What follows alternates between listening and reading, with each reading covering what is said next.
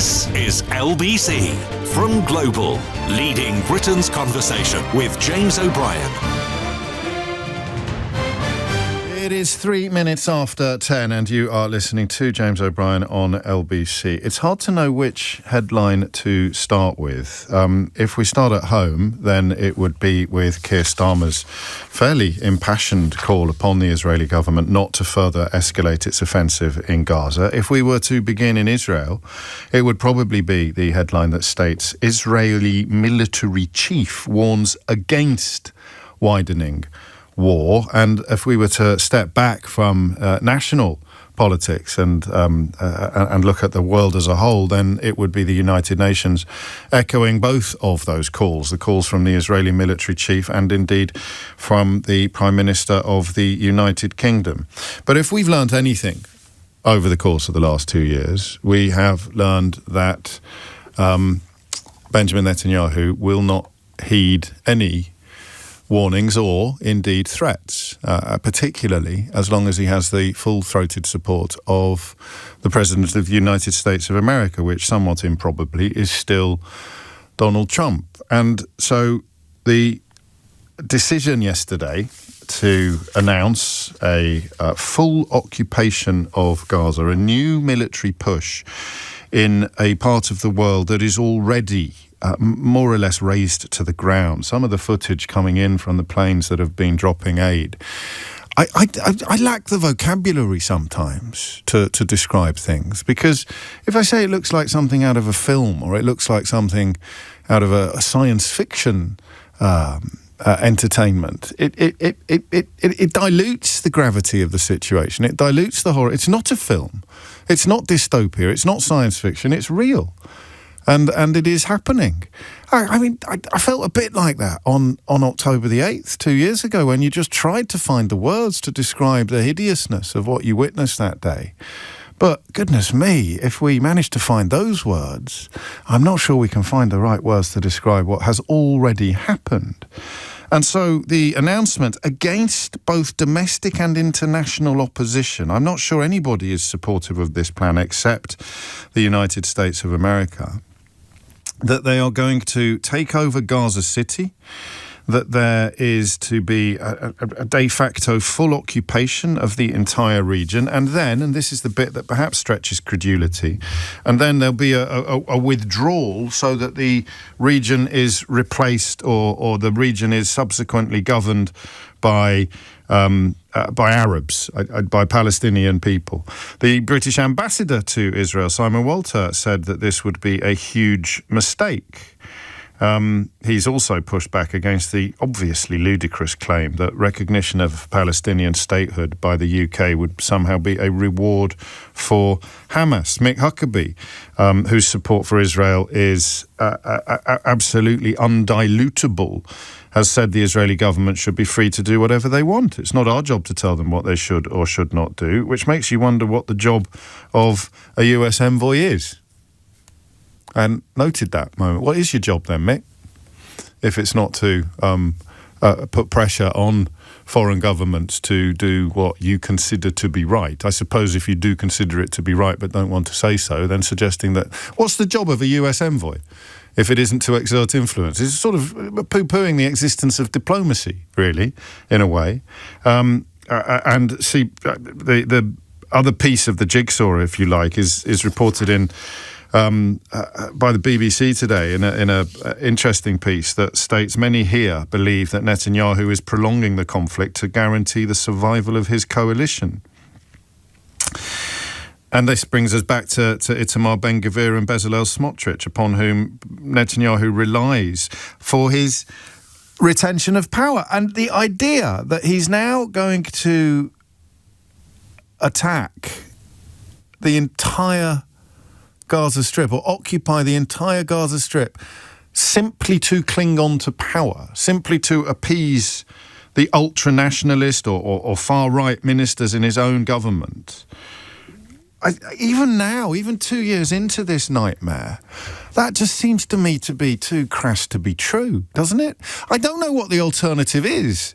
The alternative is that he really has been committed to the notion of a greater Israel all along, that the reports of dreams of settling the Gaza Strip illegally, as much of the West Bank has been illegally settled, have been full and full frontal in Benjamin Netanyahu's thinking since the very beginning. The idea of securing the release of the hostages by doing a, quotes, deal, end quotes, with Hamas still gets cited by some people as a plausible alternative, but they tried that. And it was Netanyahu's decision to call time upon that process, which is why so many of the protests back in Israel are against his policies regarding and attitudes to the hostages that are still there. One of whom, of course, was photographed, or a photograph was released of him earlier this week that was almost impossible to contemplate. Such was the state of his emaciation. So we will inevitably get into the rights and wrongs of it, and I guess that it is possible that there will be people who are fully supportive of what Netanyahu intends to do. But if I'd asked them 2 years ago, or if I'd asked them 18 months ago whether or not they would be in favour of this, I think you would have insisted that not only were you not in favour of it, but also that it was absolutely impossible that this could happen. And again, the vocabulary feels inadequate. Because, you know, you might reach for the old boiled frog analogy. You do things incrementally, you turn the dial up slowly, and that way you get it to a temperature that would never have been countenanced or allowed if that had been your original announcement. You turn it up to 1, and then 2, 3, 4, 5. And if you'd announced on day 1 that we're going to go to 10, and this is what 10 looks like, a full-scale military occupation of the Gaza Strip, well, I mean, you'd like to think that he wouldn't have been able to do it, wouldn't you? But who would have stopped him? Once Donald Trump was in the White House, who would have stopped him? Occupying the entire Gaza Strip. And how many of us actually understand what this will mean? The human beings that live there have been shunted from pillar to post. I think about this whenever we turn our attention to this story, to this tragedy. I think about what you do. It's so beyond our ken, isn't it? To literally lose your home, to be reliant upon the elements, the kindness of strangers. And aid, of course, has been played with as almost as a tool of oppression by the Israelis, preventing aid getting into the Gaza Strip. But I just try to imagine it. It's so far away from our lived experience. The idea of your house has just been destroyed, and you don't get on the phone to the Norwich Union, you don't get on the phone to the Pru, contact your insurers and ask where they're going to put you up for the night. Well, we could put you up at we could rent you a house, I suppose, just nearby. Kids have got to get to school, so we'll try and make sure it's in the catchment. I mean, how alien is that experience from what is happening in Gaza? And now we are, what's the word I'm looking for? Calmly? I don't know if calmly is the right word, but matter-of-factly discussing the possibility that, quotes, they haven't been punished enough, end quotes. We're going to go into what's left. We're going to go into what remains of that benighted region, and we're going to take over. Oh, but don't worry, because we'll give it back afterwards. I'm not going to tell you to whom, but we will, I promise. You can trust me. Whew. What does it mean then? I mean, can I ask you what you think is going to happen? 61,000 dead already, probably much more, because if you've seen the state of the rubble and the destroyed buildings, the likelihood of there being many, many more bodies hidden beneath the rubble seems to me to be fairly high. The notion that the retaliation for the events of October the 7th is morally or politically justified is what keeps Benjamin Netanyahu in power. But the people keeping him in power are very much of the view that Arabs have no business being in Gaza at all. They're the people keeping him in power. I sometimes feel that we've completed the jigsaw together in recent months, in the last year, let's say. I sometimes feel that we've completed the jigsaw together, and we've sort of expected everybody else to see what we can see, and yet they can't. So you begin to wonder whether you've got some of the pieces wrong. The two men who keep Netanyahu in power have publicly defended expelling all Palestinians from Gaza, which is, however you cut it, the forced displacement of civilians, which is a war crime. So Itamar Ben-Gvir and Bezalel Smotrich have essentially called for Gaza to be resettled with Israeli people or with Jewish people. They have stated with Jewish people, actually. Israeli people is my interpretation of the story. So the two people keeping him in power, this is what I mean about the jigsaw. The two people keeping him in power want Gaza to be resettled with Jewish men and women, Jewish families, right? I think illegally under international law, but it hasn't really prevented similar settlements taking place in the West Bank. The two people keeping him in power want Gaza want Palestinians to be expelled from Gaza and the entire region to be, quotes, resettled, end quotes, with Jewish people. That's what Ben-Gvir and Smotrich are calling for. Those are the words that they use. And Netanyahu is now going to occupy the entire strip with a detail-free promise that they will afterwards hand over power. They'll tell you who they won't hand power to.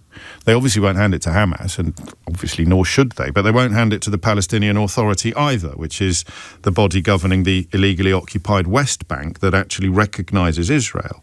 So we'll definitely let someone else govern it, but we can't. But they go to a different school. But I can't get past the bit about who keeps him in power. The coalition collapses without the support of Itamar Ben-Gvir and Bezalel Smotrich.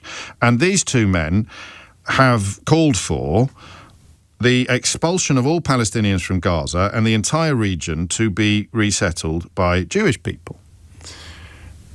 And what changes after the occupation? Do they suddenly change their mind? Or does Benjamin Netanyahu suddenly decide that he doesn't want to stay in power? You see what I mean about the jigsaw? And about the weird sense that this is actually pretty bloody obvious now. Why are some people pretending not to see it? Well, the short answer to that is because many people are still not prepared to come out and say, I agree with Ben-Gvir and Smotrich. I too feel that all Palestinians should be removed from Gaza and that the area should be resettled. Occupied. Let's get the language right. Should be occupied by Jewish people. I'm not prepared to come out and say that because that is at the very least ethnic cleansing, and for most scholars of working in this area, it fits the criteria of genocide. The mass expulsion of people certainly fits the criteria of a war crime, according to most, if not all, scholars on that subject. So what's supposed to change after the occupation? That these two characters in the coalition suddenly say, oh no, we don't want the expulsion of all Palestinian people after all, and we won't collapse your government by withdrawing our support.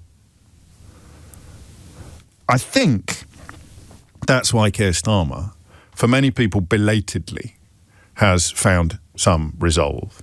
I don't know. One of the constant refrains in the conversations we've had about this subject, and my goodness me, we've had a few, one of the constant refrains, for which I make no apology, has been the impossibility of pinpointing pivots. We mentioned the Irish government and the Spanish government who moved on Valentine's Day of 2024 to adopt the sort of position that other countries have adopted subsequently. But for many, that was too early. Ireland has, and don't shoot the messenger, lads, Ireland has a particularly tricky relationship with anti-Semitism from dating back to the Second World War and beyond. And so seeing them as paragons of virtue when it comes to criticising Israel is a little bit simplistic. But most people recognise that the pivot point has been reached and has been passed when the actions of Netanyahu and the IDF in Gaza became unconscionable and indefensible. Keir Starmer has arrived at that point. And, of course, Netanyahu's response is to escalate the offensive that has already been internationally condemned. I'll read you his statement because I think it's important. The Israeli government's decision to further escalate its offensive in Gaza is wrong and we urge it to reconsider immediately. This action will do nothing to bring an end to this conflict or to help secure the release of the hostages. It will only bring more bloodshed. Every day, the humanitarian crisis in Gaza worsens, and hostages taken by Hamas are being held in appalling and inhuman conditions. What we need is a ceasefire, a surge in humanitarian aid, the release of all hostages by Hamas, and a negotiated solution. Hamas can play no part in the future of Gaza and must leave as well as disarm. Together with our allies, we are working on a long-term plan to secure peace in the region as part of a two-state solution and ultimately achieve a brighter future for Palestinians and Israelis. But without both sides engaging in good faith in negotiations, that prospect is vanishing before our eyes. I'll read that again. That prospect is vanishing before our eyes. Our message is clear. A diplomatic solution is possible, but both parties must step away from the path of destruction. Question I don't want to ask you is whether or not people like Itamar Ben-Gvir and Bezalel Smotrich and quite possibly Benjamin Netanyahu want that prospect to vanish before our eyes. If you are committed to the settlement or the occupation of Gaza and the expulsion of all Palestinians, then the last thing you want is a two-state solution. The last thing you want is a brighter future for Palestinians and Israelis, because you don't want Palestinians to be part of that future at all. And these aren't just like fringe politicians. These are the people propping up Netanyahu's administration.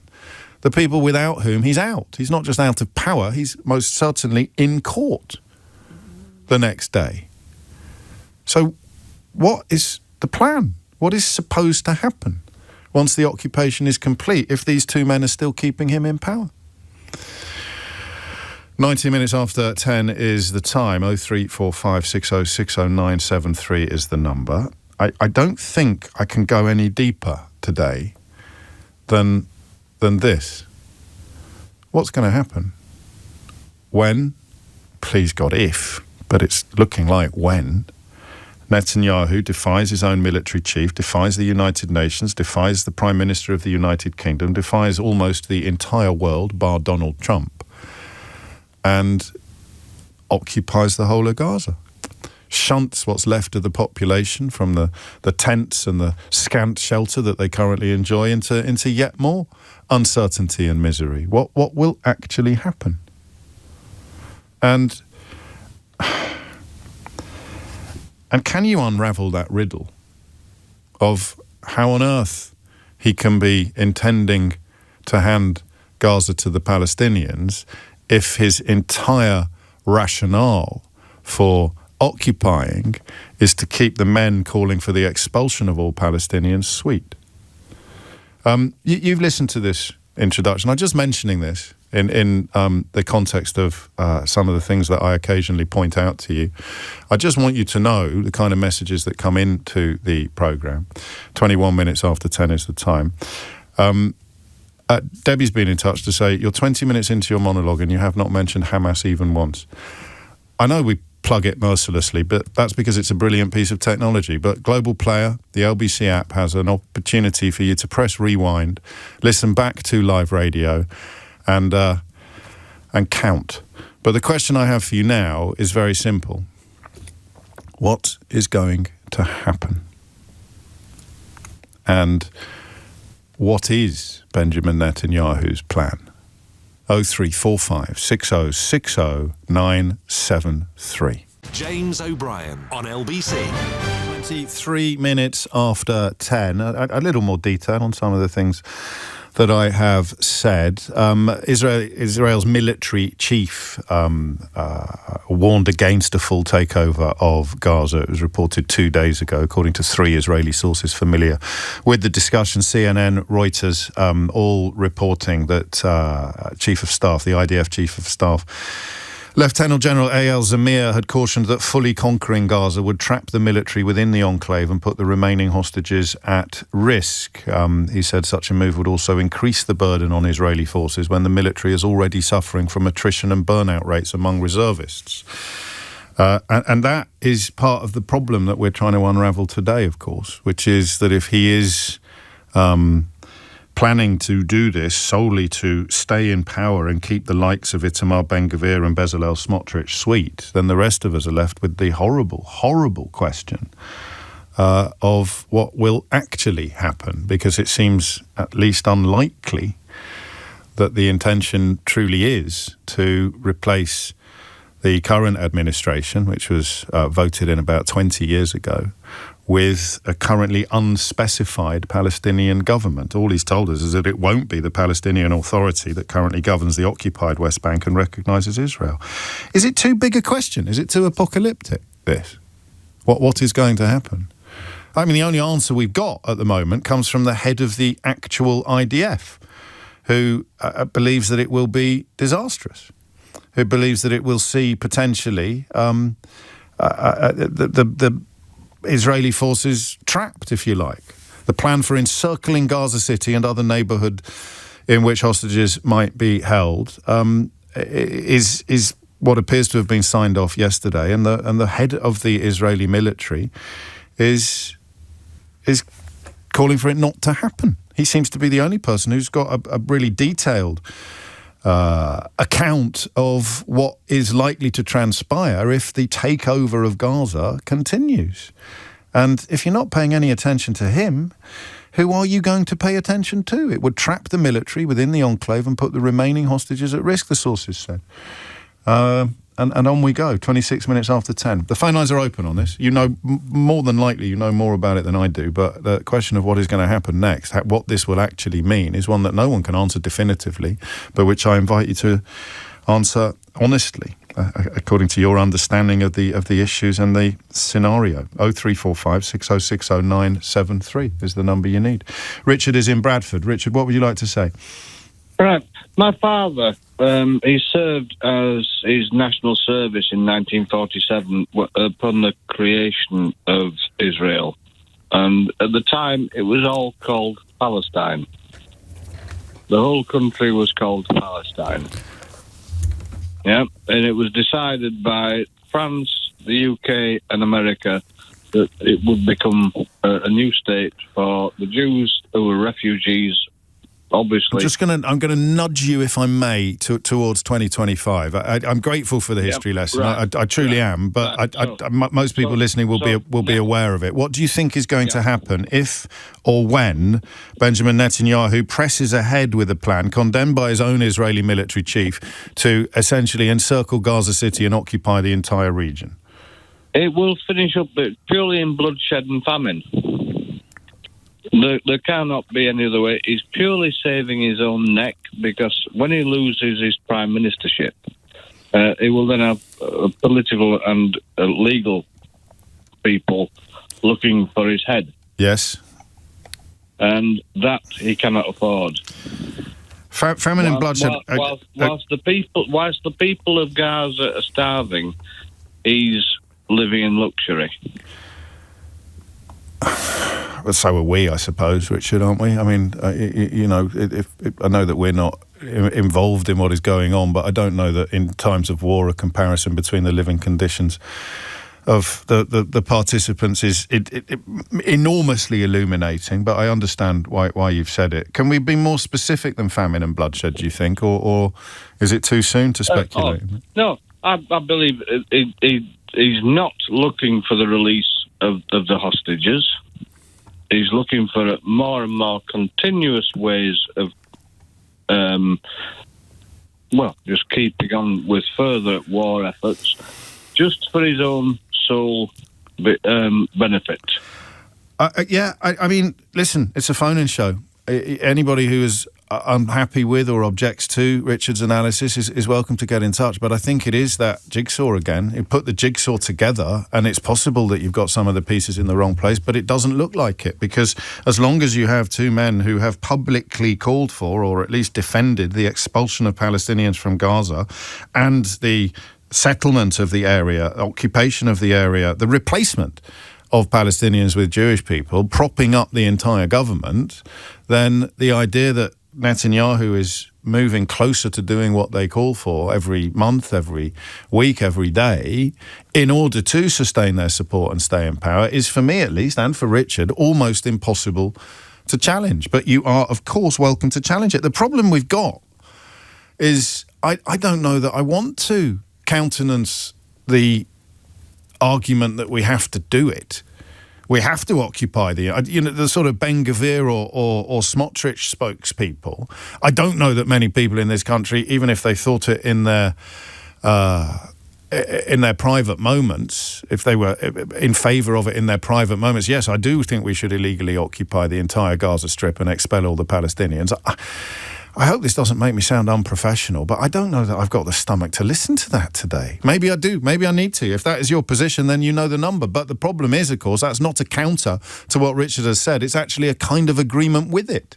He will not rest until until Gaza has been stripped of all Palestinian people and the entire population has been replaced with Jewish people, and the notion of a greater Israel, which is what people like Ben Gvir and Smotrich dream of, has either been achieved or come considerably closer. I don't know what a challenge to that argument looks like. It's as if there are three strands to this. Richard's highlighted one of them, which is the idea that everything is understandable by understanding Netanyahu's relationship with power and the men that keep him in there. What they want becomes the only path he can go down to keep power. Challenging that, which the head of the IDF has reportedly done, gets overridden and bulldozed out of the way because the prioritisation is power. And all you can do is you can either deny observable reality or support the expulsion of all Palestinians, the forced displacement of civilians. Which arguably has already happened, but which under the terms of an actual expulsion of Palestinians from Gaza would be impossible even to quibble. 0345 6060 973. What is going to happen? Are we too frightened to contemplate it, or are we just too honest to pretend that we know? Thomas Watts is here with your headlines. James O'Brien on LBC. 10:34, and we are in the midst of what I mean, hope is not quite the right word to use, but what I hope, in a sense, will be the most horrific territory that we ever discuss together. But on an immeasurably lighter note, why do you think I am currently, or have this morning, not necessarily currently, I have this morning been looking at where Great Yarmouth is on a map? Any guesses on this? Anyone? Bueller? I mean, whether or not you want to bring the Hanseatic League into your contemplations is, of course, up to you. I think I've got that right. Is it the Hanseatic League? But anyway, I will may return to that territory or answer that question a little later. It's a question. I mean, I don't think anybody can accuse the head of the IDF of being anti-Semitic, and he is reportedly passionately opposed to Benjamin Netanyahu's plan to occupy the whole of Gaza. So the question of what is likely to happen and what is actually happening are questions that I don't know who can answer them. The only person who's offered up an answer so far to what is likely to happen that I can find is the head of the IDF, and he says it's going to be awful. So how can anyone be in favour of it? What do you think will transpire? Mo's in Birmingham. Mo, what do you reckon? Hello, James. Thank you for taking my call. You're very welcome. I think Bibi Netanyahu in this current iteration of the Israeli government desires forever war. I think forever war suits their agenda. Now, in the case of Bibi, it obviously keeps him in power. He doesn't want to go to jail. He enjoys the trappings and the glory of the prime ministerial office and of the perks that are provided by that, be that cigars or holidays or whatever else. He enjoys all of that. Well, so would you, I imagine. I mean, not to make light of it at all, but I think it's more staying out of jail probably than it is cigars, isn't it? Yeah, but he enjoys the glory and the glamour, and I think the perks of the power. There's nothing that suggests otherwise. Now, in regards to the segments of his government, now again harking back to the two ministers, Bezalel Smotrich and Itamar Ben-Gvir, yes, they are, I think, firmly wedded to the idea of a greater Israel. And I think this is the more sinister part of it, and this is why the forever war suits their agenda. They don't mind this wave of anti-Semitism that is sweeping across the globe. You think? They are forcing Jews abroad, in America, in Britain, in Europe in general, to make a decision to say, do you want to stay in an environment that is becoming increasingly hostile to you, or come to Israel and we'll provide you with the additional land for you to make your new life in. And that additional land, I think, comes from reoccupying Gaza. Well, then you forgive me. You know what I'm like. I'm going to pick holes in everything, but you can't have it both ways. That would be something that could only be achieved in the absence of perpetual war. But you need war to occupy the territory. Yeah, but not if it's perpetual, Mo. The boundaries. I hope I'm not. I don't think I'm being pedantic. I really don't. But it's possible. It's possible I am. But because I mean, perpetual war might suit some of the parties in this process. I don't think it suits people who actually want to occupy Gaza forever. No. You make a valid point here. Thank you. But the perpetual war, and because Israel is the dominant military power in the region, yes, and because it would be opponents around that area are so cowed and meek as compared to Israel, that perpetual war entails expanding borders. Who would have thought 2 years ago, 3 years ago, that Israeli troops would be within 1 hour of central Damascus, yeah, or control areas of Lebanon, or able to exercise increased air dominance over even territories like Iraq, for example? You know, the way they achieve their air war against Iran. They are constantly looking to increase their borders here, and so that perpetual war involves expansion. Okay, so you can have both. You can have constant pushing at the boundaries or the borders, and we've seen maps. Senior Israeli politicians have appeared in public with them, and that would be a form of perpetual war, but the quote successfully occupied end quotes territory could simultaneously be settled. And just to, I think, go back to it, where there were previous discussions here, and I don't know whether you've missed this or not in the news, where there were previous discussions of forcing the Palestinians into Jordan or Egypt, say, for example, the current prevailing idea is that actually they will be moved more further afield to areas like Puntland. You know, the secessionist area. It's the secessionist area of Somalia, which they are currently campaigning with Trump to say that, look, we will do all manner of things in terms of working alongside the Americans and so on, if you recognize our independence from Somalia. I didn't know that, mate. I apologise.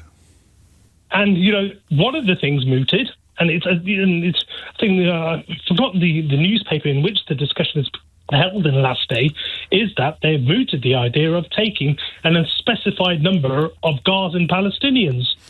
I'm not across that, and I don't know whether I should be or not. I don't know how widely it has been reported, but it speaks to the notion of the two things you describe happening simultaneously, which would be, and again, you know, if we were to be able to speak to Benjamin Netanyahu, and if he were to agree with your analysis, the argument, the defence, the justification would be that it ensures the security of Israelis. It ensures the security of Israel. The only way we can be safe is to do these things. And there are people who believe that. And, you know, you can't 100% prove that they're wrong. So two things can be true at the same time. They're doing something that you consider to be unconscionable and indefensible and almost certainly in breach of international law. And other people believe that it is the only course of action to be taken if all that you care about is the protection of Israel and the protection of people in Israel. Thank you, Mo. And I'll look up that thing. What was it called? Puntland. Puntland. How do you spell that? You can tell this is live. Yeah. You can tell this. No.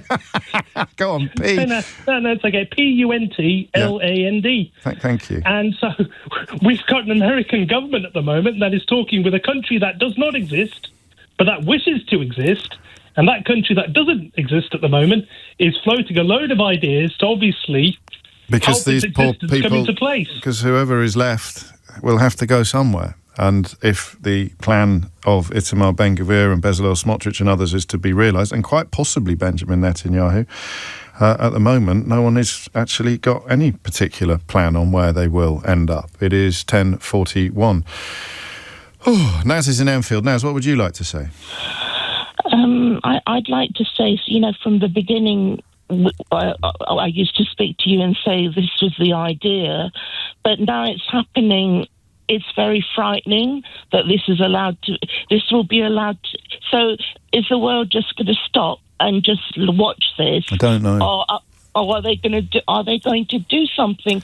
Because now it's coming into a different, it's heartbreaking. It's coming to a different thing completely. First, it was, that Israel has to defend itself. Yes. But now, if they're ethnic cleansing or whatever they're doing, and they're pushing the people out, surely it's time for the UN or peacekeeping troops or someone to stop Israel, because otherwise, if they get away with it, who's to say what will happen with other countries going into it? It's gone beyond. It's gone beyond anything. But people were thinking beyond. When you said, did you say 18 months ago that this is what you feared or that this is what you thought would happen? No, it's impossible to see the circumstances in which Netanyahu would stop. He made it clear long ago that even the full release of the hostages would not bring about a ceasefire or a cessation of hostilities in Gaza. So where will he stop is an impossible question to answer. What will he do next? If you'd said 12 months ago he will occupy the entire Gaza Strip, I think people would have poo-pooed that, would they? No, yes, definitely. Everybody was saying, oh, he wouldn't dare, he wouldn't do that.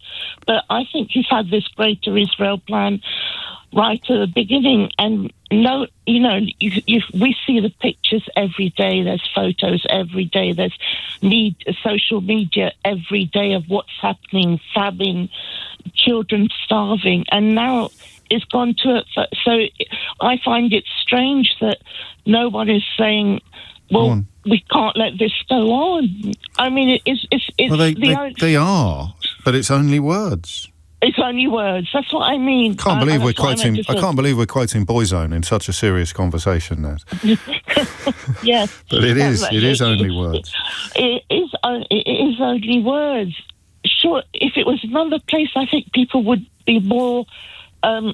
Would call for action, but because it's Israel, no one's saying anything. Like they're condemning everybody. I'm not saying they're not saying anything, but surely, like in Bosnia, we had to have peacekeeping troops. But surely there should be something, because the people would be fit. They've had everything done to them, everything that could possibly happen. And Mo was right. I've checked, and the story has been around since February. Israeli and US officials are reportedly looking into Morocco as well as 2 autonomous regions of Somalia as potential destinations for relocating Gazans under President Trump's proposed plan to move Gazans from the war-torn enclave. I remember elements of that story. I'm sorry that I missed the bit where they actually gave a name to the places to which they would move these people. I wonder if it would qualify as a sort of second Nakba, as if it would be a repetition of what happened to many of their forebears in 1948, but which, of course, would not involve moving to neighbouring territory from their family homes. It would involve moving to continents away. And that's been reported. That's why I said that phrase earlier. Thank you, Naz. The phrase was matter-of-factly. We're having these conversations matter-of-factly. I don't know how else to have them. You can't have them hysterically because you lose the room. It's not linked in any way except through Donald Trump, but there's also a story around at the moment about them reviewing science. I mean, I know we reach for George Orwell, and I know we probably have reached for him too much over the years, but they are literally reviewing science from an entirely unscientific perspective. The Trump administration is rewriting past climate reports, essentially to erase scientific history and undermine the consensus on human-caused climate change. We are matter-of-factly discussing, Mo was, and I am now, the possibility of airlifting every person in Gaza to Somaliland. And again, we're back to the observation that if anybody had suggested that this was on the horizon 6 months ago, 12 months ago, 18 months ago, even in the immediate aftermath of Hamas's hideous terror attack of October the 7th, I think you would have been laughed out of town. I think if you did suggest that this was the likely direction of traffic, I think you probably were laughed out of town. But no one's laughing now. It's 10:47. James O'Brien on LBC.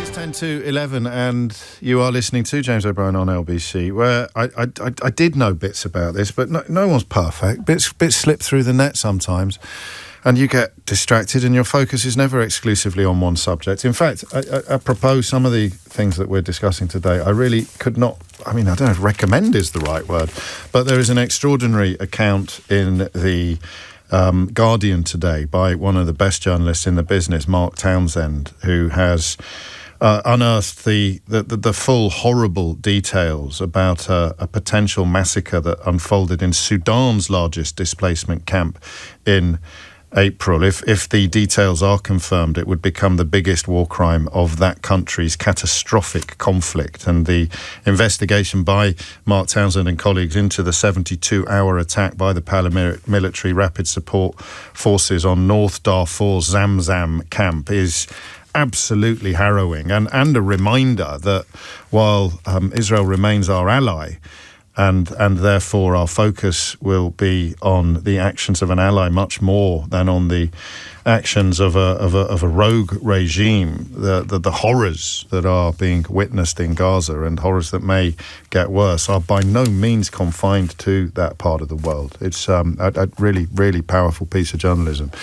And also somewhat hindered by the difficulty of getting into a region, which draws another parallel, of course, with Gaza, which Benjamin Netanyahu is determined to occupy, despite objections of almost the entire world. But the thing for which I am apologising a little bit is my failure to clock until Mo explained it to us, just how far down the road they have gone when it comes to possible relocation of Palestinians. An organisation called the Boston Consulting Group modelled relocating Palestinians to Somalia and Somaliland during a project on post-war Gaza. The Financial Times reports today, in fact, according to people familiar with the work, with multiple potential destinations being listed in a complex spreadsheet created on behalf of Israeli business people who were sketching plans for the redevelopment of Gaza after the war between Hamas and Israel. As I say, I'm reading verbatim from yesterday's Financial Times. So Mo there giving us a bit of a heads up on something we probably should have been aware of. David is in Cheltenham. David, what would you like to say? Good morning, James. Hello, David. I think if this goes ahead, this plan from Netanyahu and his current government, it'll be the end of Israel. The end. Really? Yes, it's going to be that drastic, I think. Why do you think that? Because he's a war criminal. Netanyahu has been named as a war criminal, and he'll end up in prison eventually. Trump will not be here forever. Because a vacuum would be left if Netanyahu was removed. I think he's been accused of war crimes. He has to go on trial and be convicted before you can say that he's been found to be. The Hague want him, and then the Hague. Yes, they do. But to put him on trial for war crimes, it's not a. Yeah, but there are survivors of the Holocaust who don't agree with Netanyahu or his government. No, of course there are. We've spoken to some of them. But I just wonder about the leap from all of that, which is observably true, to the existential threat to Israel that this escalation in Gaza would. You're not the only person who thinks it. I'm just wondering what backs it up.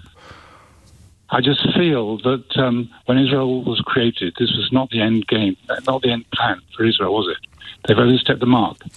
Well, there are plenty of people who've wanted a two-step solution over the years, but it looks as if the people who don't are in the ascendancy. And you look at the ones who are very explicit about that, like Ben Gvir and Smotrich, and those who seem to be on side, although they're not quite as overt about their ambitions as those two men are. And it would be a mess of such incalculable proportions that nobody knows what would transpire, and Israel somehow losing it. I don't know. I can't see that myself, David. I can't quite see what would happen unless you're suggesting Israelis were chased out of the region and relocated to somewhere like Somaliland. No, like America. like America.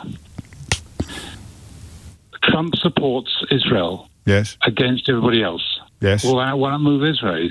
Why not move Israel? Wouldn't that be simpler?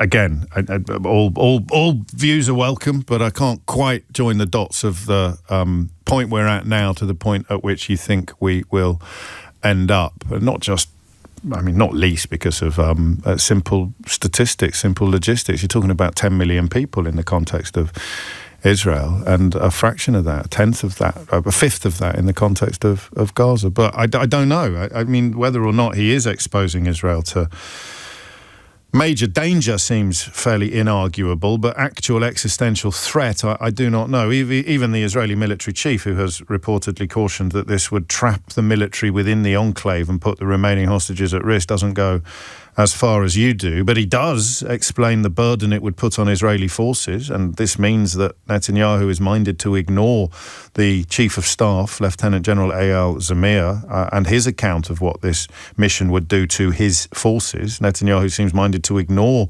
warnings about attrition and burnout among reservists and press on regardless, for the reasons that David alludes to. No one's really disputed that a large part of Netanyahu's motivation, if not all of it, is hanging on to power. I mean, again, you can believe that's true and approve of the plans to expel all Palestinians from the Gaza Strip. But there's a little bit of me, it happens a lot when we turn our attention to this particular topic, there's a little bit of me that can't believe the evolution of the conversation, from abject horror at the October the 7th atrocities undertaken by Hamas to fears at varying degrees of earliness or lateness that Netanyahu's response would be extreme. Didn't Joe Biden warn? Didn't Joe Biden say very, very early on? We picked up on this. Eleanor, actually, the producer picked up on this. So I didn't really understand what he meant. Joe Biden warned Israel. He warned Netanyahu not to let this become their 9/11. In other words, not to let this terrorist atrocity spawn a response that would make everything immeasurably worse. And David's just reminded me of that. It would make everything immeasurably worse in the way that invading Iraq and many of George W. Bush's international policies made the world an immeasurably less safe place, essentially created a vacuum into which ISIS and Islamic State were able to move. And Joe Biden actually said that. Don't do what we did. I don't know that anyone could argue now that Netanyahu hasn't done exactly what Joe Biden cautioned against. Cecilia's in Salisbury. Cecilia, what would you like to say? Good morning, James. I think there's one thing that you're possibly missing, and it's the most horrific thing, and that is you talked about airlifting Palestinians to Morocco and other places. Yes. I don't think Netanyahu has any intention of doing that. I think his intention is for there not to be any Palestinians left to airlift. In other words, he'll wipe them all out. Well, I don't know that there's anything beyond a gut feeling that delivers that conclusion to you. Nobody has said anything apart from some extremists talking about nuclear bombs being dropped on Gaza, or people talking about there being no innocent people there. The international community could not countenance that, I would argue, and you're probably going to accuse me of naivety. Well, I'm going to say to you that at the moment, the international community, to my horror and great sadness, is countenancing the starvation and persecution of hundreds of thousands of people without moving a hand to help them. We had this, and you've also got to remember, if I may say, you may, that it was Donald Trump who said Gaza is a great piece of real estate, and I could build a wonderful resort there. And I know from people who live in the States that there are sites advertising plots, overlooking the sea. So I'm not aware of that personally. But none of that supports the fear of a sort of extermination of everybody in Gaza. All of that could sit alongside a relocation. You tell me how, from what we see on a day-to-day basis, how the IDF are looking to preserve life. They're not. People are being shot if they go to get a bag of flour. People are being shot if they walk down the street. The people in the... I'm not disputing any of that, but that isn't proof that they want to exterminate 2 million people. Well... I mean, I don't know if you heard what Netanyahu said yesterday, and this is not the first time in recent years that I've thought that the world has been taken over by the kind of people who used to ring radio programs with the most ignorant, ill-informed and dangerous opinions. But his response to the accusation of genocide was to say, well, if it was a genocide, we're not very good at it, are we? Because there's so many people left in the Gaza Strip, which demonstrates an ignorance of scholarship and an ignorance of international law so complete that I refuse to believe Benjamin Netanyahu was speaking honestly. He can't be that ignorant of genocide scholarship and international law, but it's the kind of thing that a two-bit radio presenter might say when trying to justify the kind of carnage that you describe. And now you've got the actual Prime Minister of Israel saying it. I just don't see I don't dispute anything that you've said about what has happened, but I don't see it being a proof of the inevitability of a complete wipeout of all Palestinian people. And obviously the one thing we can agree on, Cecilia, is that we both hope you're wrong. Oh, absolutely. Don't misunderstand me. I don't misunderstand you at all. I just wanted to part as friends because it is the worst imaginable consequence. Although, even by citing it, even by putting it on the board, you kind of add weight to, and I've had a couple of messages making this point, to the idea of a complete relocation or an absolutely state-sanctioned ethnic cleansing. Because the alternative that Cecilia has cited, or that David in Cheltenham cited from an Israeli perspective, are so much worse than the idea of just, well, why don't we just pick them all up and drop them in the middle of nowhere? It is 11:01. James O'Brien on LBC.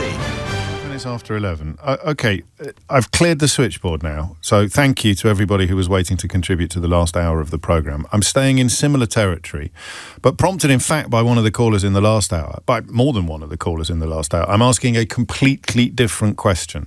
So indulge me for a moment to get that question up and running before you answer it. So, what on earth should the international community do?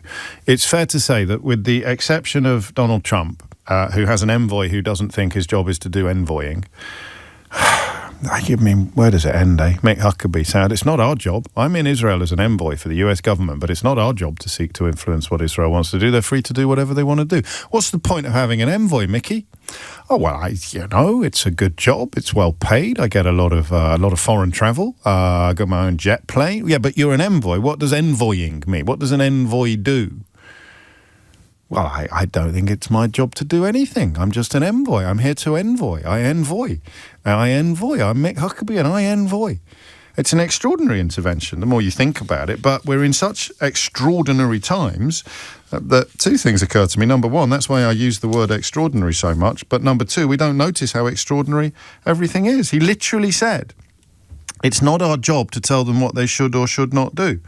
So what is your job then, Mike Huckabee? Not Mick. I don't know where I got Mick from. What is literally, what is your job? So I mention all of this because it is clear, I think, that the United States isn't going to do anything. In fact, they are party to plans to relocate the entire population of Gaza to as yet undecided corners of the planet where they will be required to move whether they want to or not. You've got the breakaway region of Somaliland, Somalia itself. United Arab Emirates was on this list put together by the Boston Consulting Group, as were Egypt and Jordan. So the United States isn't going to do anything.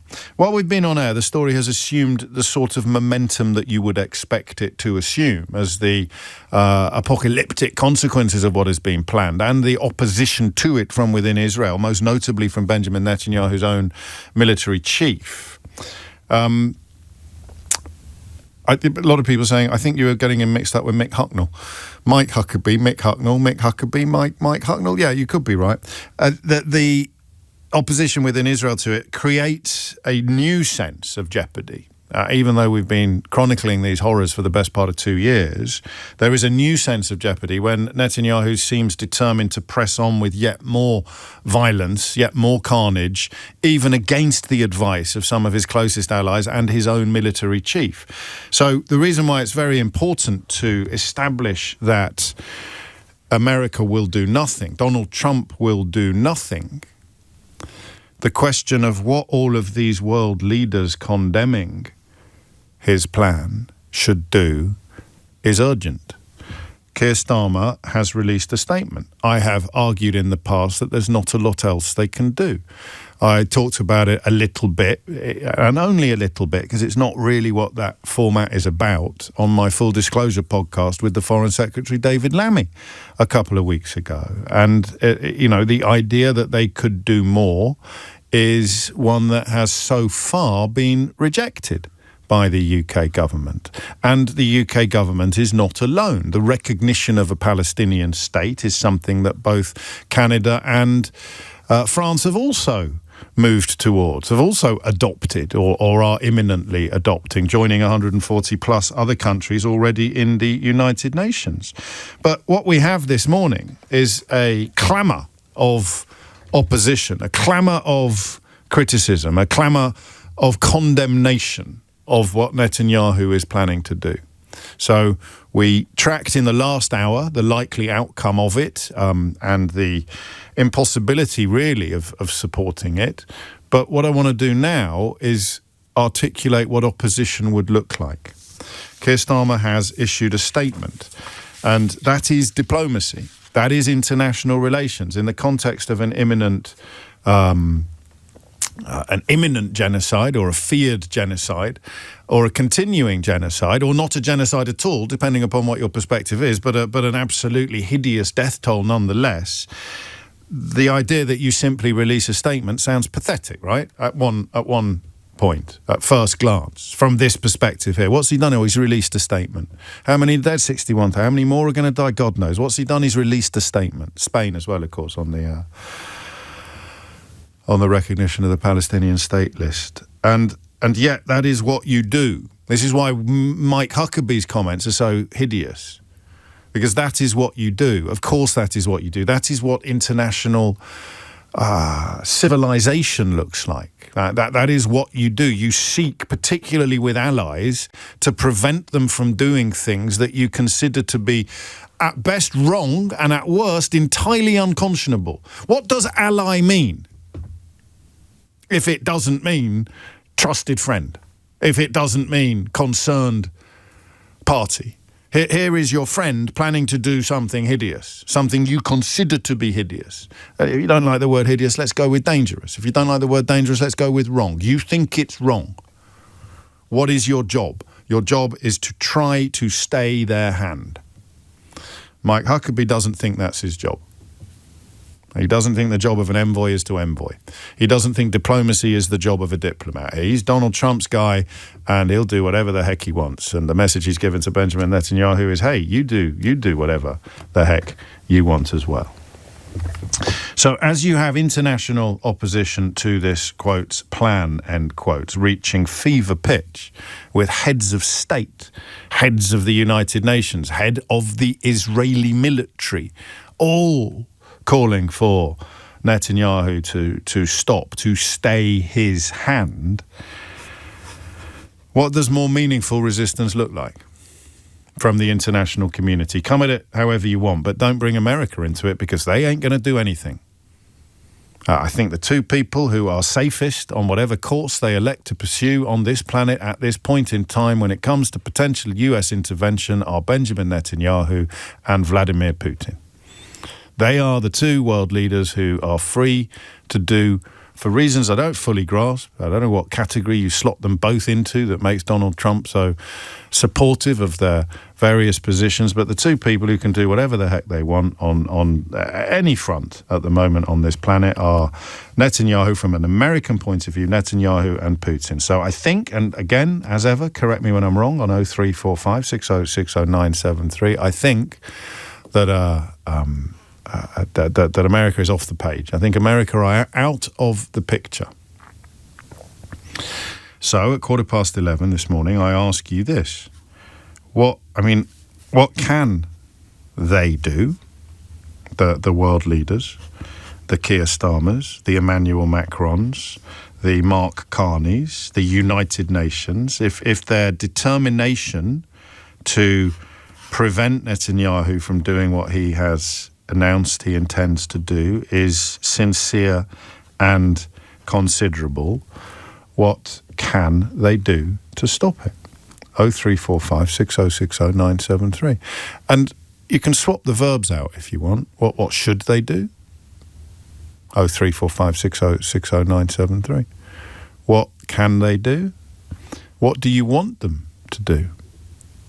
The answer might be nothing, which you're more than welcome to explain. 0345 6060 973. It's a grim suggestion that there's nothing that can be done. But we have a history of doing nothing. Not with allies, I grant you, but we did nothing really to stop the Rwandan genocide. We did nothing really to stop what appears to have been a genocide I'm telling you, the one that's reported in The Guardian today, that looks like one of the worst war crimes of recent years in Sudan, in the largest displacement camp or refugee camp in Sudan. We often do nothing when truly terrible things happen. Just not when it is a historic and cherished ally that is undertaking the course of action to which we are passionately opposed. So what can they do? What do you want them to do? And what should we do? Okay? Hit the numbers now, you will get through. Very different question from the last hour. Don't turn me into a school teacher who has to start pointing out that you're not answering the question that I'm currently asking. I don't suit that role, to be honest with you, because you can come at this with things I haven't thought of and you can answer questions I haven't asked. But I am moving you now to what an international or a British response to Benjamin Netanyahu's determination to defy many of his own people, many of his own colleagues and his own military chief. What does that determination to defy all of those people lead you to think the opponent should be doing? What does more meaningful opposition than statements and state recognitions look like? 0345 6060 973. And listen, I mean, I don't want you to be crazy. Don't come up with really crazy things. But we are looking at a vacuum at the moment. International response to Netanyahu's determination to defy all criticism, all condemnation, all calls for calm. What on earth does a more meaningful response look like? 0345 6060 973 is the number you need. The time is 16 minutes after 11. James O'Brien on LBC. 17 minutes after 11, and before we wade back into some of the ugliest and most heartrending territory of our time together, a quick moment of levity. Every single person who responded to my question about why I spent 5 minutes this morning studying the coast of Norfolk, particularly Great Yarmouth, every single person who responded to that question has answered correctly.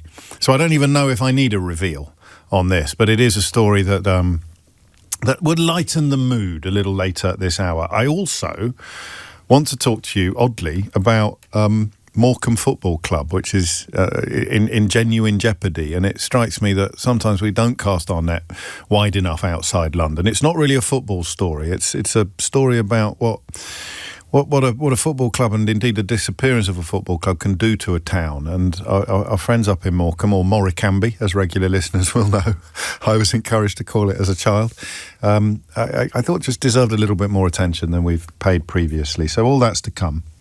Let's start on the question of what more meaningful resistance than a simple statement saying, please don't do it, would actually look like. Because if Keir Starmer is right and Netanyahu's plans will only, quotes, bring more bloodshed, then a piece of paper seems somewhat inadequate a response. Mujahid is in Streatham. Mujahid, what would you like to say? Hello, James. Hello, I reckon forget speeches, forget any resistance, forget whatever. What we need to do is a state version of what Greta Thunberg did, getting food over there. What is Israel going to do if the Air Force, or if we take military action to take food and medical aid over there? What are they going to do? Are they going to They have been doing airdrops recently. No more. I know, but it doesn't... On an industrial scale. That's fine, but it's not really an answer to the question of how do we stop him pursuing the full occupation of Gaza. Can't, but let's deal with the immediacy of what's happening, the immediacy of the problem, the hunger, the lack of aid. Let's do that. Let's go over there. Let's do a military action on an industrial scale to get food and medical aid over there. Forget trying to stop him, because we're not, like you said, we can't. I never said that. Sorry, you didn't say all right. No, I'm not picking a fight. I mean, I'm probably being naive, but I still think we can. I still think he has to be stoppable. There is no such thing in this earth as an unstoppable force. Well, the only way of stopping is military action. I think that's going to be messy. I don't know if it is. I mean, to be fair, don't say that, because I want to talk about this for at least another half an hour. It's not the only way. There must be lots of other things that could be done, but you've swerved. No, but we haven't done that yet. We haven't done an industrial scale. We need to land ships on the coast. Yes, we need to, and these become provocations potentially. If Israel is saying you're not allowed to do this, but what are they going to do? Attack us? I don't know. I don't know. So let's do that first. Let's get our ships over there with food, medical aid. So food, water, medicine, shelter. Send out gazebos and tents and what have you. Scale. Do an industrial scale version of what Greta Thunberg did. Why do you keep talking about... Oh, sorry. You mean when Greta Thunberg was sailing towards Israel? Sorry, I was thinking about the climate change stuff. You threw me on... No. Well, that was a symbolic gesture, I think, largely to prove how impossible it was to actually take aid to an area from which aid had been cut off, essentially, by Israel. So actually just go back down the Greta Thunberg route, but in such numbers and on such a scale that it would be impossible to arrest everybody and prevent them from delivering the aid that is so desperately needed. Again, listen, we are describing a vacuum and suggesting things that might move into it. So plausibility is not something that we can establish or define at this point, but it would be better than nothing. It would be immeasurably better than nothing, even if it involves, as you've allowed, it involves a concession of failure. It is impossible to stop him, which I don't currently believe, but that might just make me a bit silly. Thank you, mate. Farah is in Southfields. Farah, what would you like to say? I think it probably is something slightly similar to your caller just now, but I think it's about time that the UN member states triggered Article 51 of Chapter 7 of the UN Charter. What that allows is for the member states to put together a coalition. It's a defensive coalition that can be sent to these countries, and they can actually open up a humanitarian corridor. And you don't have to have UN Security Council approval. It's actually there so that, for example, like obviously America keeps blocking this all the time, to allow aid and help and what people so it can't be vetoed by the states. It can't be vetoed. So the UN is this what the Taoiseach veto the whole time. Is this what the Taoiseach has been pursuing in Ireland? It is. Yes. And I have actually Francesca Albanese's massive legal book on this whole area, so I did sort of check it. But obviously I'm not a lawyer, so I'm sure people will come back. But there is a provision there for the entire planet to be able to go to the aid of people who are suffering. And what's Israel really going to do? Are they going to fire on, on actual UN, peacekeepers? You've had Dr. Victoria Rose on your... I have. Your thing over and over. I've had Francesca Albanese on as well. I know, massive fan, massive. My two amazing female role models. I mean, Victoria Rose was my reconstructive breast surgeon when I had cancer 5 years ago. Gosh. I was at the fundraiser to send her and her colleagues, her surgeons, back to Gaza. It was for Ideals, which is her charity, and Islamic Relief, which is the charity that physically gets them out there. It was a couple of weeks ago, and they were showing us, cases. They're all children. she's been giving, she's been at Parliament, I think, earlier on this week as well, talking about it. And she's saying, now is the time. Countries need to do it now. There is the charter there. And I know people call in and say, oh, well, we can't afford, to send our forces over there. What do people think as the entire rules-based order is collapsing? What do people think is going to happen to our economies where nobody can trade, there is no trust, there is wars going over? That is a huge threat to our security. But and this quality is, of life. again, you're describing a mitigation of the impact of what is planned rather than a resistance of what is planned, aren't you?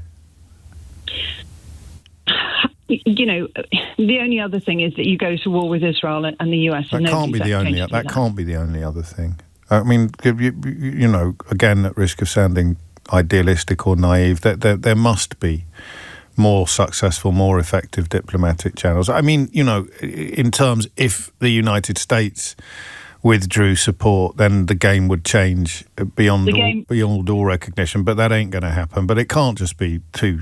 Well, it's got to be Israelis themselves. And I have been watching hundreds of videos on loads of Israelis from all different parts of civil society saying that it has to stop. And thousands marching through Tel Aviv and Jerusalem, holding up pictures of starving Palestinian children. I think it's important for perhaps your listeners to realise that the media is really restricted there. Really restricted. You can't access things like Al Jazeera. You can't access loads of international channels. It's really restricted. I don't know that. I take your word for it until somebody confirms or challenges. There are ways around it if you want to know. And also, some of the media there, like Haaretz, has been incredibly critical of Benjamin Netanyahu for years. So. So if you want to see change, what can be done? The fundamental change is Israel itself. It's its people. There has to be. So everyone is offering up, and I mean this. I say this with gratitude and thanks, but it's as if the actual question we've already kind of rolled over on. What can we do to stop Netanyahu's plan? And when I say we, I mean all the people asking him to stop, from the United Nations to the Prime Minister of the United Kingdom. It's as if that question has already withered on the vine, and the question that everyone's answering instead is either what can other people do, in this case the Israelis, or what can we do to minimise the impact of what he's going to do anyway. A sense, is this fair in your case, Farah? A sense that it's already game over on the attempted occupation of Gaza? I think he will occupy Gaza, but I don't think Gaza will. I don't think they're going to live in slavery for the rest of their existence. Human beings rise up and they fight for their freedoms and they fight for the right to life. They do that. You can just look it through history all the way through. My concern is whether there will be any Palestinians. No, they don't. But if you look at the Palestinians, they have been living under this occupation for the best part of 100 years. Well, no, not the occupation, but this sort of fight for the best part of 100 years. They are incredibly resilient. I cannot believe the videos from the children that I listened to. They literally have come out of rubble. They are saying that they are not going to leave their land. I do think eventually they will have their own state, but my concern is how many more people are going to suffer, and how much longer are we as a planet, as a global community, going to become almost immune to this, like this is normal. One of the worst things about this is that this slaughter, this genocide has become normalised. That's the phrase, discussing matter-of-factly the kind of death tolls that we're discussing and the behaviours that we're discussing, the starvation that we're discussing. The revulsion that should go hand in hand with much of this, it does seem to diminish with every passing week or every passing month, because you get used to it. That's often the way. I saw the picture of the Israeli hostage in a state of extraordinary, unbearable emaciation, and you almost feel relieved that you're still horrified by some of the things that are coming out. The pictures of the starving children, the picture of the starving hostage. You recognise, well, I haven't become normalised to that, But the news about another 30 people that have been shot dead trying to get food, you probably are getting normalised to that. What's the next thing we get normalised to? And do you agree with the callers so far, with either expressed or unexpressed sense, that there's no point trying to stop Netanyahu from occupying the whole of Gaza? The questions we should be asking are about what we can do to minimise the impact, or in the absence of any meaningful leverage on the part of the West or the world, apart from the United States, who could possibly bring anything to bear? Because I don't think it's going to happen domestically anytime soon, despite all the protests. And I understand why. And it's an important element of the conversation that I can't repeat too often. There is nothing difficult about understanding why many people in Israel feel that there is nothing that cannot be contemplated or done in defence of the safety of Israel. You don't need a PhD in history to understand why Jewish people feel that the defence of the place they go to when it starts happening again overrides all concerns, whether they are international law concerns or reputational concerns or diplomatic concerns or even matters of life and death. There is no price too high to pay to protect this land as the place we go to when it all starts happening again. As you know, history has taught them and us it will. But that doesn't excuse, it simply explains. And if you don't acknowledge that, then you don't make any progress whatsoever in understanding what is happening and what is likely to happen next. Thomas Watts is here with your headlines. James O'Brien on LBC. 3 minutes after 11, and just a little more on why there is no point expecting or hoping for the United States of America to intervene in staying Benjamin Netanyahu's hand over his plans to occupy the whole of Gaza. I wonder if you can guess who said this in 2017 to a group of reporters. There are certain words I refuse to use. There is no such thing as a West Bank. It's Judea and Samaria. There's no such thing as a settlement. They're communities, they're neighbourhoods, they're cities. There's no such thing as an occupation. I'll give you a clue. It's the same bloke who said yesterday, it's not our job to tell them, as in Israel, what they should or should not do.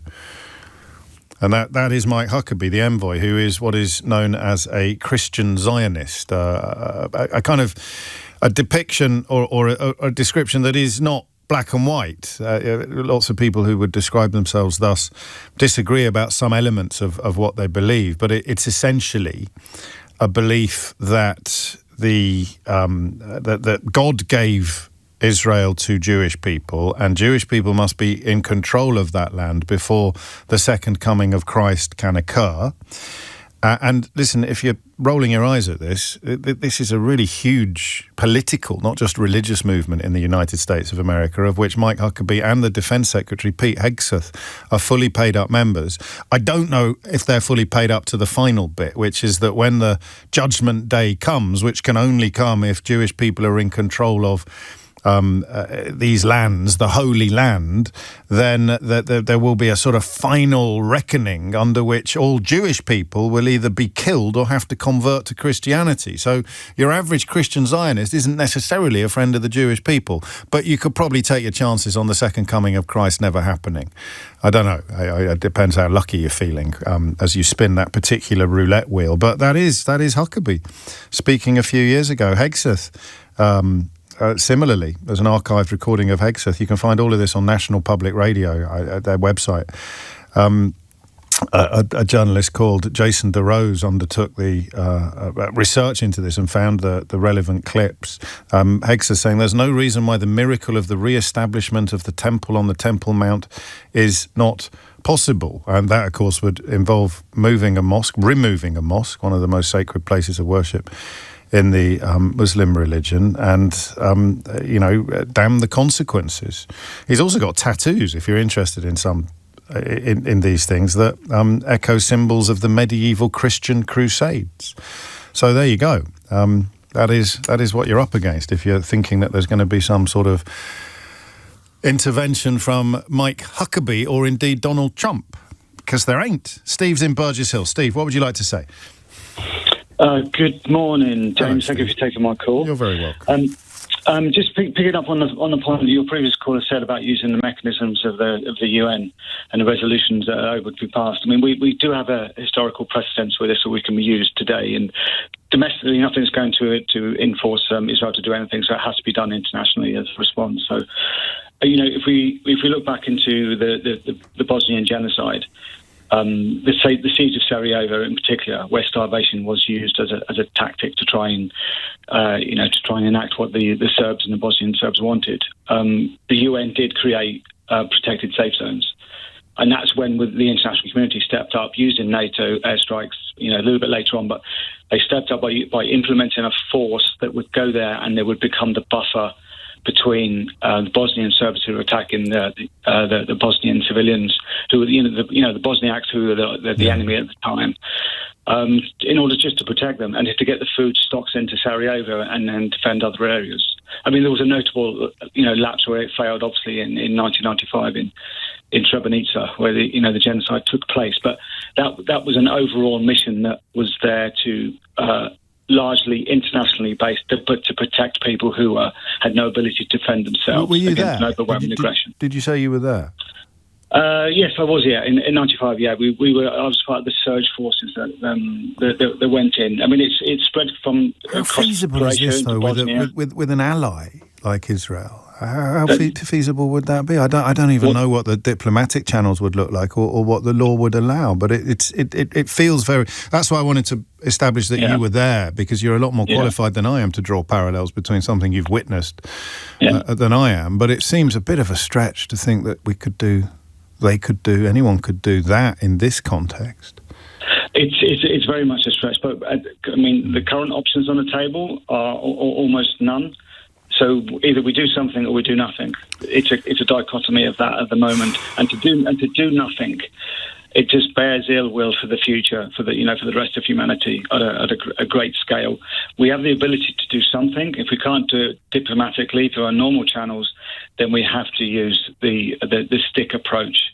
And I mean, the stick approach does not have to be military intervention immediately. I'm talking about hard power military intervention with airstrikes and things like that, but that is an option that is still available. I mean, it's amazing, isn't it, to think that Starmer's language now has become fairly robust, and the horrors of not backing up strong language with strong actions are now very close to the horizon, aren't they? They're very close to the horizon. Yeah. And the proof is in the example that I've given.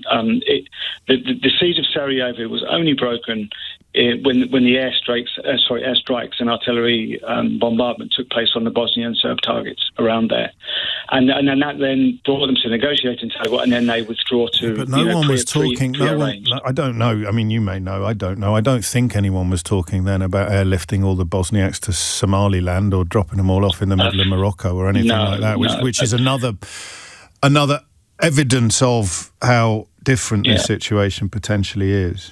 Yeah, and the numbers by comparison were measurably smaller. Yes, that's true too. If I remember rightly, that the population of Sarajevo was like something in the region of 500,000 people or less. So, but we're talking, almost 5 times that amount, just in Gaza alone. So, yeah, arguably the gravity is much greater now than what it was back then in the mid to early 90s.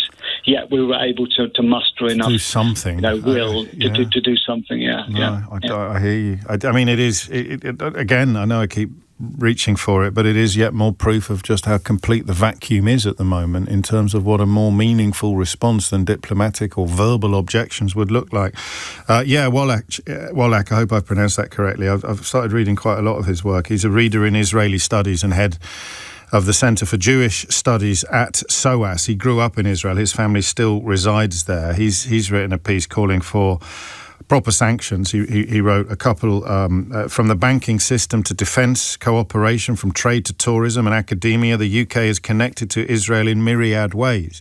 By continuing business as usual, Israel's international partners are allowing the Israeli government to continue with its genocidal campaign with no consequences beyond symbolic gestures of disapproval and statements. I think they're more than symbolic, but I don't know that I could win that argument with Wallach.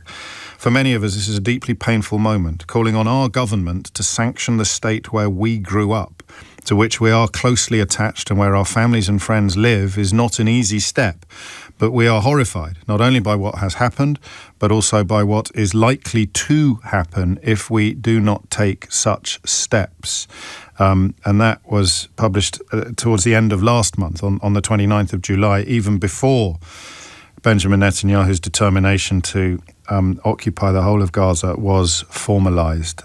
You can read that. I'll share it with you, actually, on my Blue Sky account. But if you've just tuned in, I should stress again that the author is the head of the Centre for Jewish Studies at SOAS, part of the University of London, and a reader in Israeli studies who grew up in Israel and whose family still reside there. And I've been sent that article, reminded of that article, as I did read it at the time, by somebody else who grew up in Israel and still has family there, who's been a wonderful counsel to me throughout all of this issue, and a slightly troubling reminder that you don't really get the full picture anywhere in the UK media. You really have to cast your net far and wide in order to find perspectives and inputs that are important and helpful, none of which helps us answer the question of what on earth can actually be done. Adam is in Lewisham. Adam, what would you like to say? Hi, James. Hello, mate. Thanks for taking the call. So some of your callers have touched on this already, but yes, so there's two things which I would also echo and back up. Both have been mentioned by, or called for by Francesca Albanese at the Hague Group conference in Bogota, which was shortly after she spoke with you. The first being sanctions, total sanctions, meaning economic, diplomatic, academic. Which is, I think, what Wallach is calling for. And I'm only pausing you to make a point that I think is important. This is a position that becomes plausible today. With today's, I know that was calling for it earlier, and many people have called for sanctions earlier. I just want to make it clear that this is a response to the question of what can be done to stop Benjamin Netanyahu from occupying the whole of Gaza. It may have been an answer, it may even have been your answer to a question that was posed months or even years ago, but for the purposes of this programme, that is what we're looking at, this very specific plan that is opposed by almost everybody. How could we get him to stop? Yes, and and there were two calls. So one was the sanctions, and she also called upon all countries that have Mediterranean ports to start sending boats to break the siege. A caller mentioned earlier, Greta Thunberg. This needs to be done on an industrial scale, and the siege needs to be broken. Other than that, I don't think there's any other way to stop them. They will not be stopped because there is no cost to them for continuing. That's crikey, you've managed to distill that down into a sentence. So there is no cost to continuing. And also, you mentioned the word ally quite a few times. Keir Starmer's disapproval, Adam. Yeah, well, you've mentioned the word ally quite a few times. Yes, so why are countries allies with each other? So, I would say probably two things. They have shared interests and common values. Yes. I don't know what the current shared interests are in continuing this, but the common values, let's say, the common values might be upholding international law and the rules-based order. Now, the problem with that is that what I've come to realise is that actually international law and upholding the rules-based order are not the same thing. They're actually opposed to each other. Go on. Well, international law, you have the ICJ, which has recently said that it's ruled that the occupation is illegal, that the occupation must be... I see. Yes, sorry, I see what you mean. This is in the rear-view mirror rather than the road ahead, but the rear-view mirror defines what may well be ahead. Yes, talking about allies, yes. So, yes, of course. The occupation must be stopped. It must be stopped unconditionally. They must retreat. They must pay reparations. Now, I'm not under any illusion that's going to happen anytime soon. But if we were to sort of stand by what we say as the UK, what we say are our beliefs, that we want to uphold international law, that's what we would be doing. But actually, our allegiance seems to be upholding the international rules-based order, which is might is right, and we can do whatever we want. And that is very much what defines Donald Trump, who is the only person probably who could make a meaningful intervention in this space. I don't want to ask you this question really, but I'm going to, because I'm really interested in your answer. Do you think it's going to happen?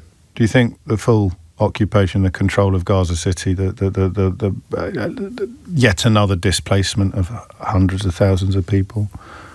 I think if we let it... Do you think it's going to happen? If we let it, it absolutely will.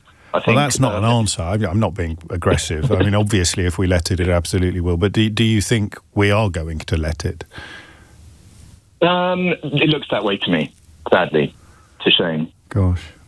I'm going to cling to the hope that it doesn't or that it isn't, but it's an increasingly forlorn hope. Thank you, Adam. You're listening to James O'Brien on LBC. The time is 11:47. James O'Brien on LBC. 12 is the time. A rather complete change of pace now, because Kidderminster Harriers kick off their new football season tomorrow against Scarborough Town, but it is to another seaside town, another English seaside town, that I want to turn your attention next through the lens of football, because, well, there are two reasons. There are two headlines. The first is this one: totally torn apart, how Morecambe's decline threatens a whole community.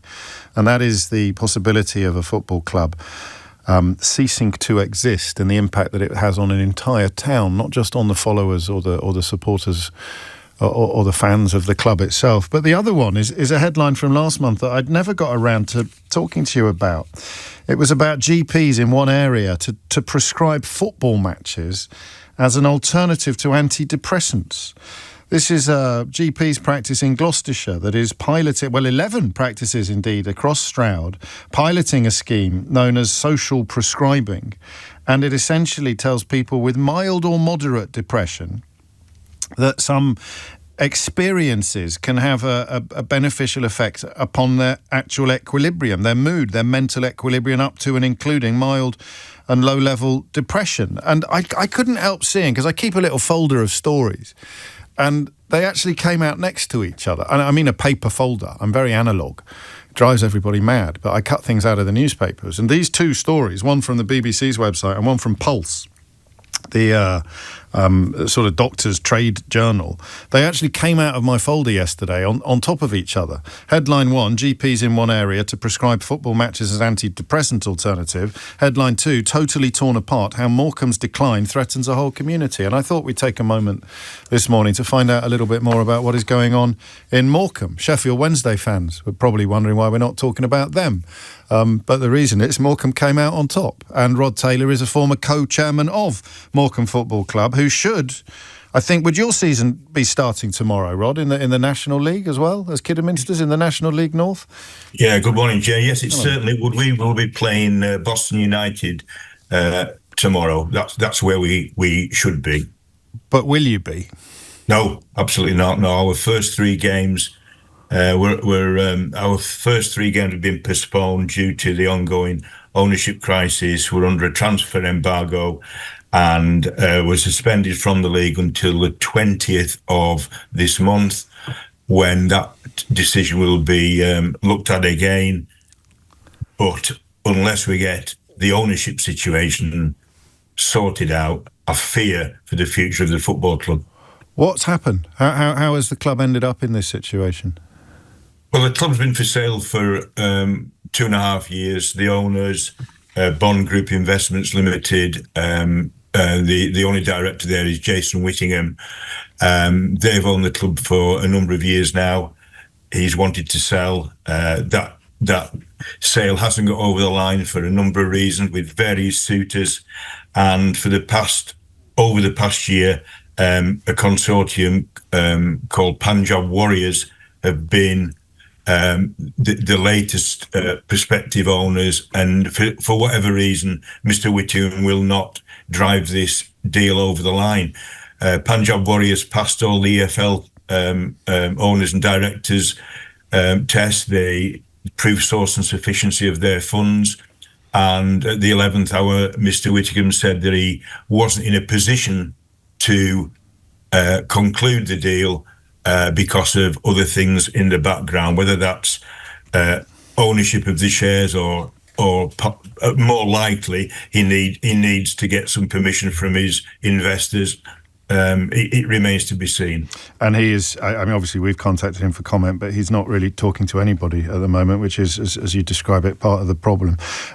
Rod, bearing in mind that not everybody who's listening to you at the moment is a fellow fan of a non-league football club, give us an idea. And I sense pessimism in your voice. I don't sense much hope that the light at the end of the tunnel is likely to get much brighter. What does it do to a town like Morecambe?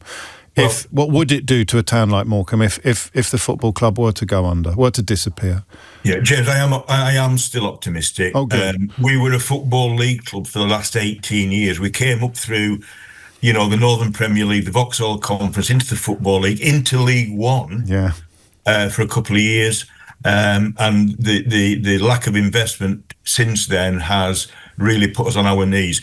The impact on the town, I feel, is enormous. From the point of view of the local economy, visiting teams and fans coming into the town on a Saturday or Tuesday evening. Generation of families. I mean, my grandfather took me to Christie Park, the old ground, when I was about 5 or 6 years of age.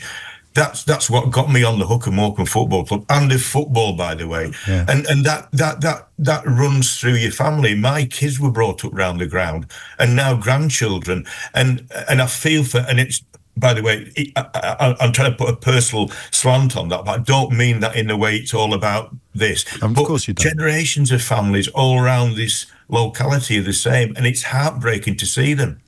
And Morecambe is one of those holiday destinations. I visited it myself as a boy on a number of occasions. In fact, I should tell you this because everybody listening's heard the story about 1,000 times. I went to quite a posh school, and when I came back after the summer holidays, and all my mates had been to places like Barbados, my dad told me to tell everyone I'd been to Morecambe for my holidays because it sounded more exotic than Morecambe. So I do know the town, but I don't know what impact it's going to have economically. It had zoos, it had fairgrounds. It's still a lovely place to go for a holiday, but it's going to have even less if this particular problem isn't sorted out. Yeah, I think the town itself seriously is on the up. There's a lot of things going on, such as the Eden Morecambe project, which is looking increasingly likely to happen. I'm confident it will happen, which will have a seismic influence on the not just the town but the whole of North Lancashire, I feel. From a football perspective, and it's not just, James, it's not just about football. Football is the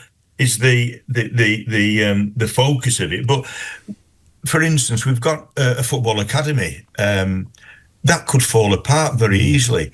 We have the community trust that does all sorts of initiatives in the locality, from schools and after school clubs to care homes, to military veterans, to prehab, cancer clinics, local festivals, on girls football, on and on it goes. And that community initiative touches many people way beyond the actual match day experience that those people wouldn't normally come into contact with. That's beautifully put. And on just a seriouser note, there'll be a couple of pubs, I presume, that will go under if they don't get the fortnightly traffic across the bar, or at least they'll have a very significant change to their fortunes if they don't get the home game business every 2 weeks during the season. It's a very good point, because look, the tourist economy is basically summertime, spring and summertime, isn't it? So football's played throughout the darker months, and that influx of supporters from the opposition clubs is really meaningful to local economy, local businesses, restaurants, pubs, whatever, hotels. Rod, I hope it works out. In fact, I'll tell you what I really hope. I hope you get back in business by next month. You stay in the National League. Kidderminster get promoted from the National League North, and I'll come and see you when we play in Morecambe next season. Well, our first away game in the conference was at Kidderminster Harriers. First away game, yeah. Did you have a pie?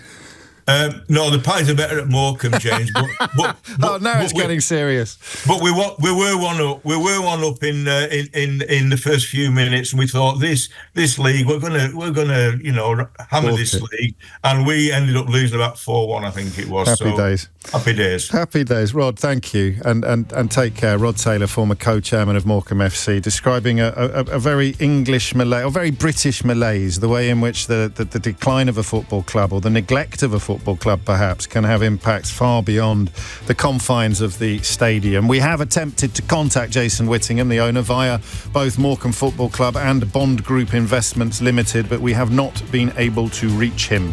The club say he has not been responding to journalists' requests. The time now is 12 noon. You are listening to James O'Brien on LBC. Up next, one of the most persecuted and misunderstood sections of our society have been defended, championed no less, by one of my favourite actors. Who are we talking about? James O'Brien on LBC. It is 3 minutes after 10. You are listening. 12, 3 minutes after 12. Stop it. 12, not 10. 3 minutes after 12. Everyone relax, all right? Seriously, I'm not going there again. It is 3 minutes after 12. And you are listening to James O'Brien on LBC, where we are poised to have a conversation that might look like a light-hearted one. And I think at one point in my life I would have treated it as a light-hearted story, but I don't actually think that it is. I have this thing. I've also got an unhinged headline for you this hour. I've got a real treat of a full disclosure and the answer to the question that everybody has already worked out for themselves, which is, why have I been looking at a map of Norfolk this morning with particular reference to where Great Yarmouth sits in relation to the North Sea? I shall share details of that story with you, hopefully a little later this hour, just in case you've been living under a rock and haven't seen it already. But I want to turn your attention next, if I may. Well, of course I may. I'm blooming well going to. What a ludicrous turn of phrase that is. To something that Tony Robinson, another former guest. God, is there going to come a day when we can't mention anybody we like on this programme without adding that they've appeared on Full Disclosure? I know, Keith, you're never going to be on Full Disclosure, and we're not even sure that we don't. We look at a story that Tony Robinson has brought to attention. It's been propelled quite far into public discourse, and it is done in a way that lends itself to a little bit of levity, a little bit of lightheartedness, as in not taking his complaints seriously. And I've got a fairly strong feeling that I have failed to take his complaint seriously in the past. I think that you come to people who are men, in particular, who are well below average height, and you find yourself leaning into a little bit of mickey taking or a little bit of mockery. And you do so with a largely clean conscience. So I very occasionally, because I'm pretty woke, but I'm not as woke as some, I very occasionally get reminded by my daughters, who are obviously much younger than me, that I'll say something, and I'll just see from their faces that they think that what I've said is a little bit, was certainly not funny, and worse than a dad joke, it's a little bit in it. So, for example, I may have made a joke or made a comment about someone's height, and my daughters will sort of roll their eyes. And I catch myself occasionally, not for a while now, because I think I've probably learnt more from them than they've learnt from me over the last few years. Not least how amazing Lola Young is, just for music fans. And I will catch myself saying, or I would in the past catch myself saying, "Oh, you're not allowed to take the mickey out of anybody anymore, are you?" I would not add at that point, "It's political correctness gone mad." But it's a similar impulse to people who used to be whining all the time. It's political correctness gone mad. And then, because I am so woke and so fond of doing the work, as therapists say, I found myself thinking, why do you want to take the mickey out of anyone, mate? I'm perfectly capable of living in an incredibly lovely, funny, happy world without actually mocking people. I'm not ready. Mocking individuals is very different. Let me make that absolutely clear. I'm probably not even going to win this argument with some people, but I don't know that I could do my job if I had persuaded myself that I should stop taking the mickey out of specific individuals. For example, hard man of Brexit Steve Baker and countless other characters who have contributed to public discourse. In fact, we've got an unhinged headline coming up a little bit later with one of the daftest of them all inevitably writing in the comment pages of the Daily Telegraph. I think it's a qualification now that you have to be truly unhinged in order to get commissioned to write a comment piece in the Daily Telegraph. No prizes for guessing who it is who qualifies as the... Oh, you can't say the daftest of them all, because there'd be a fight. You'd have Daniel Hannan saying, "No, I am the daftest of them all."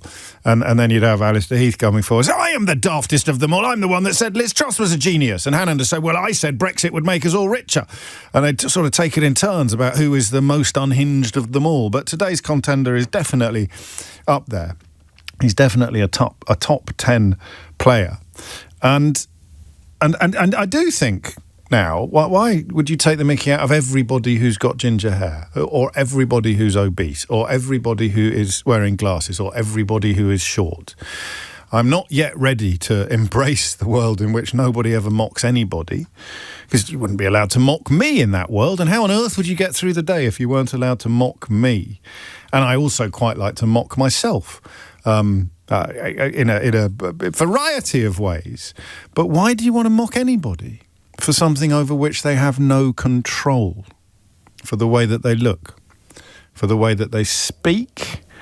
I don't know. I just sort of find it hard not to take the mickey out of Jacob Rees-Mogg for speaking in such an obviously confected and inauthentic way. But that is also something over which he has control, isn't it? Tony Robinson has said on the rather splendid How to Fail podcast with the rather splendid Elizabeth Day, "Nowadays you don't pick on people's looks, do you? It's like kind of a new understanding over the last 10 or 15 years. You don't deride people for what they look like.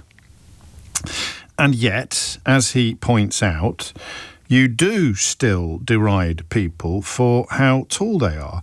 It's one of the last bastions, if you like, of acceptable abuse." Robinson, the star of Blackadder, in case you don't remember, Baldrick in Blackadder, brilliant actor.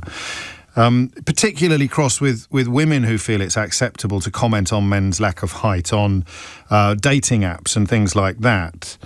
And yet, for our purposes, I think we will extend it further, because he goes exactly where we've gone. He says you had the fat acceptance movement, and while there are still issues, you'd never go, "Well, how much do you weigh?" or "You're fat, aren't you?" But it's perfectly acceptable for people to go, "How tall are you?"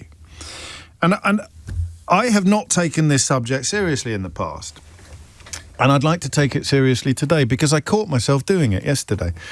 I can't remember the exact figure, all right, but someone put on Blue Sky, Robert Jenrick is 5'5", and I found myself going, of course he is.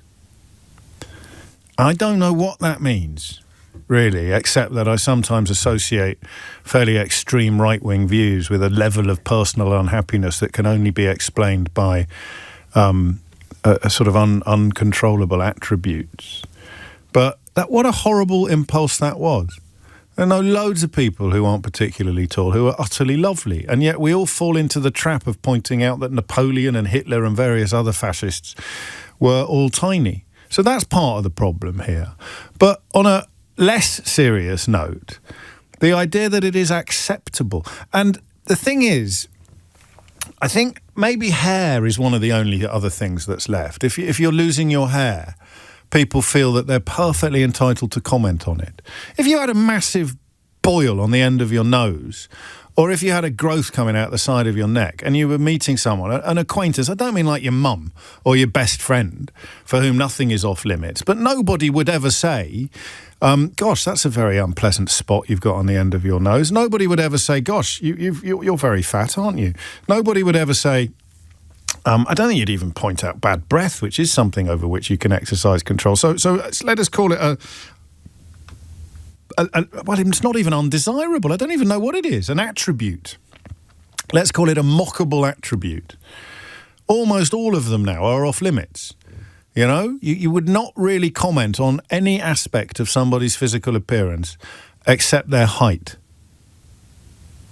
You know, what's it like down there? Or the opposite, what's it like up there? I know that people like Richard Osman find it incredibly boring when we take it upon ourselves to crack a height joke that he's only ever heard 1,000,007 times before. So it's really odd. I'm more interested in the first instance about people who are well below average height, but I suspect the experience is a bit similar for people who are well above average height, but without that evolutionary angle in that taller partners are desirable. And what Tony Robinson is talking about is women making it absolutely clear that shorter partners are not. It's a thing, by the way, the Napoleon complex, before you get cross with me. It's the theory that short men may compensate with antagonistic behaviours. And I actually now find myself wondering what it's like to be not only the victim or recipient of looks-based discrimination, looks-based mockery, but also to know that if you were to complain about it, as Tony Robinson has done, then many people, most people, maybe all people, would not take you seriously. We've done it with Marc Francois, haven't we? I don't know that I've ever gone in particularly hard on his height, but I've certainly laughed at pictures of him that have probably been doctored to make him look even smaller than he actually is in the company of much taller men. And that's really not very nice. It's really not very nice. So I actually want to know the react. I don't want you to be shy. I want to create a space, if I can, this hour, where you can actually get it off your chest. And in a way that doesn't invite other people to, get over yourself. It's not as if no one's going to be setting fire to hotels full of short people anytime soon. It doesn't matter, does it, that other people endure more than you endure when it comes to abuse or discrimination for the way that you look. And also, don't, for this conversation at least, let's not bring racism into it, except to reflect that until relatively recently, you weren't allowed to be racist in this country without inviting high levels of quite correct disapproval. Unfortunately, now you can write columns for national newspapers, present television and radio programmes, and even get elected into Parliament for being pretty much just and only exclusively for being a racist. But that is a sad and relatively recent reversal of where we were before. Gingers have to put up with it. Ginger people have to put up with it. And I come from a ginger family, so I can say that without any fear or favour. But I want to talk about shortness. And I want to talk about men. And in other words, I want to talk about short men and what you have to put up with. Okay? 0345 6060 973. I reckon a lot of people will be nodding along with what Tony Robinson has said, but you will also be conscious of not really ever having voiced these concerns publicly because people wouldn't take you seriously. I really want to take you seriously today, okay? 0345 6060 973 is the number to call. And you see, here's another interesting thing. If I now said, and on the other hand, should you just get over it? Could you imagine if I ever said that about, well, maybe I would have done once, about obesity or about other physical characteristics for which you get abused. And I said, who cares that you're getting abused? You should just get over it. I don't think you would do that anymore. That's the question. Heightism is a term that was only coined in 1971 by a lecturer in sociology and disability studies at Liverpool. No, I beg your pardon. There is a lecturer in sociology and disability studies at Liverpool University explaining that they believe heightism is subconscious, but also that it is ingrained. It's never had a widespread acceptance movement. You've never had a movement saying, please stop fat shaming. There's no such thing as short shaming. Do you see what I mean? Hey, that's good. That's not in the article. I just came up with that myself. So we all know what fat shaming is. You've really got to stop doing this. You've really got to stop fat shaming people. I used to fat shame people on this programme. It's one of my most embarrassing memories of presenting this show. No one's ever done short shaming. No one's ever said, can you please stop shaming short people? And I genuinely, reading this article, I genuinely don't think that's fair. And I'm guilty of it because even yesterday, in the context of Napoleon complexes, I read about Robert Jenrick being particularly short. He may not even be short. I'm not doing him a disservice. I may be misrepresenting his height. But that's what someone posted on Blue Sky, and I read it and thought, of course he is. Of course he's short. That explains why he's so angry and so determined to hurt other people like, children looking at murals. But that's a really grim response, even if Napoleon complex is a real thing. I don't know if I'm going to throw open the floor to very tall people, because I don't think your plight is the same. I think it's very different. I think that the sex element of this is key. Tony Robinson is talking about dating apps, among other things, and women who expressly say on their profile, I don't want a short man. That's really quite hard to imagine from the point of view of not being short. Why on earth why wouldn't you want to? I'm really nice and I'm really good looking, but I'm 5'6". So you're not even going to give me the time of day? You're not even going to give me a chance to woo you or to show you how lovely I am? You're literally saying you're short, you're off the list? I mean, you can imagine people doing that on the grounds of ethnicity perhaps, or even hair colour, but I don't think it would necessarily be acceptable to stick it on your dating Well, I know that it wouldn't. Pete says, I love you, James, but stop waffling and get on with it. Mate, it's Friday and it's been a long week. If I want to have a little waffle, particularly after 2 hours in the incredibly tricky territory of matters Middle Eastern, matters Israel and Gaza, then I jolly well will. But I do, on the other hand, take your point. Hit the numbers now, you will get through. That the idea that mocking short men, discriminating against short men, abusing even short men is one of the last acceptable acts of offensiveness, and the crucial point here that it really shouldn't be. So what has happened to you, and how do you feel about the fact that people are allowed, in quotes, to take the mickey out of your physical characteristic in ways that society has concluded other physical characteristics are not fair game for mockery? 0345 6060 973. James O'Brien on LBC. Who do you think you're listening to?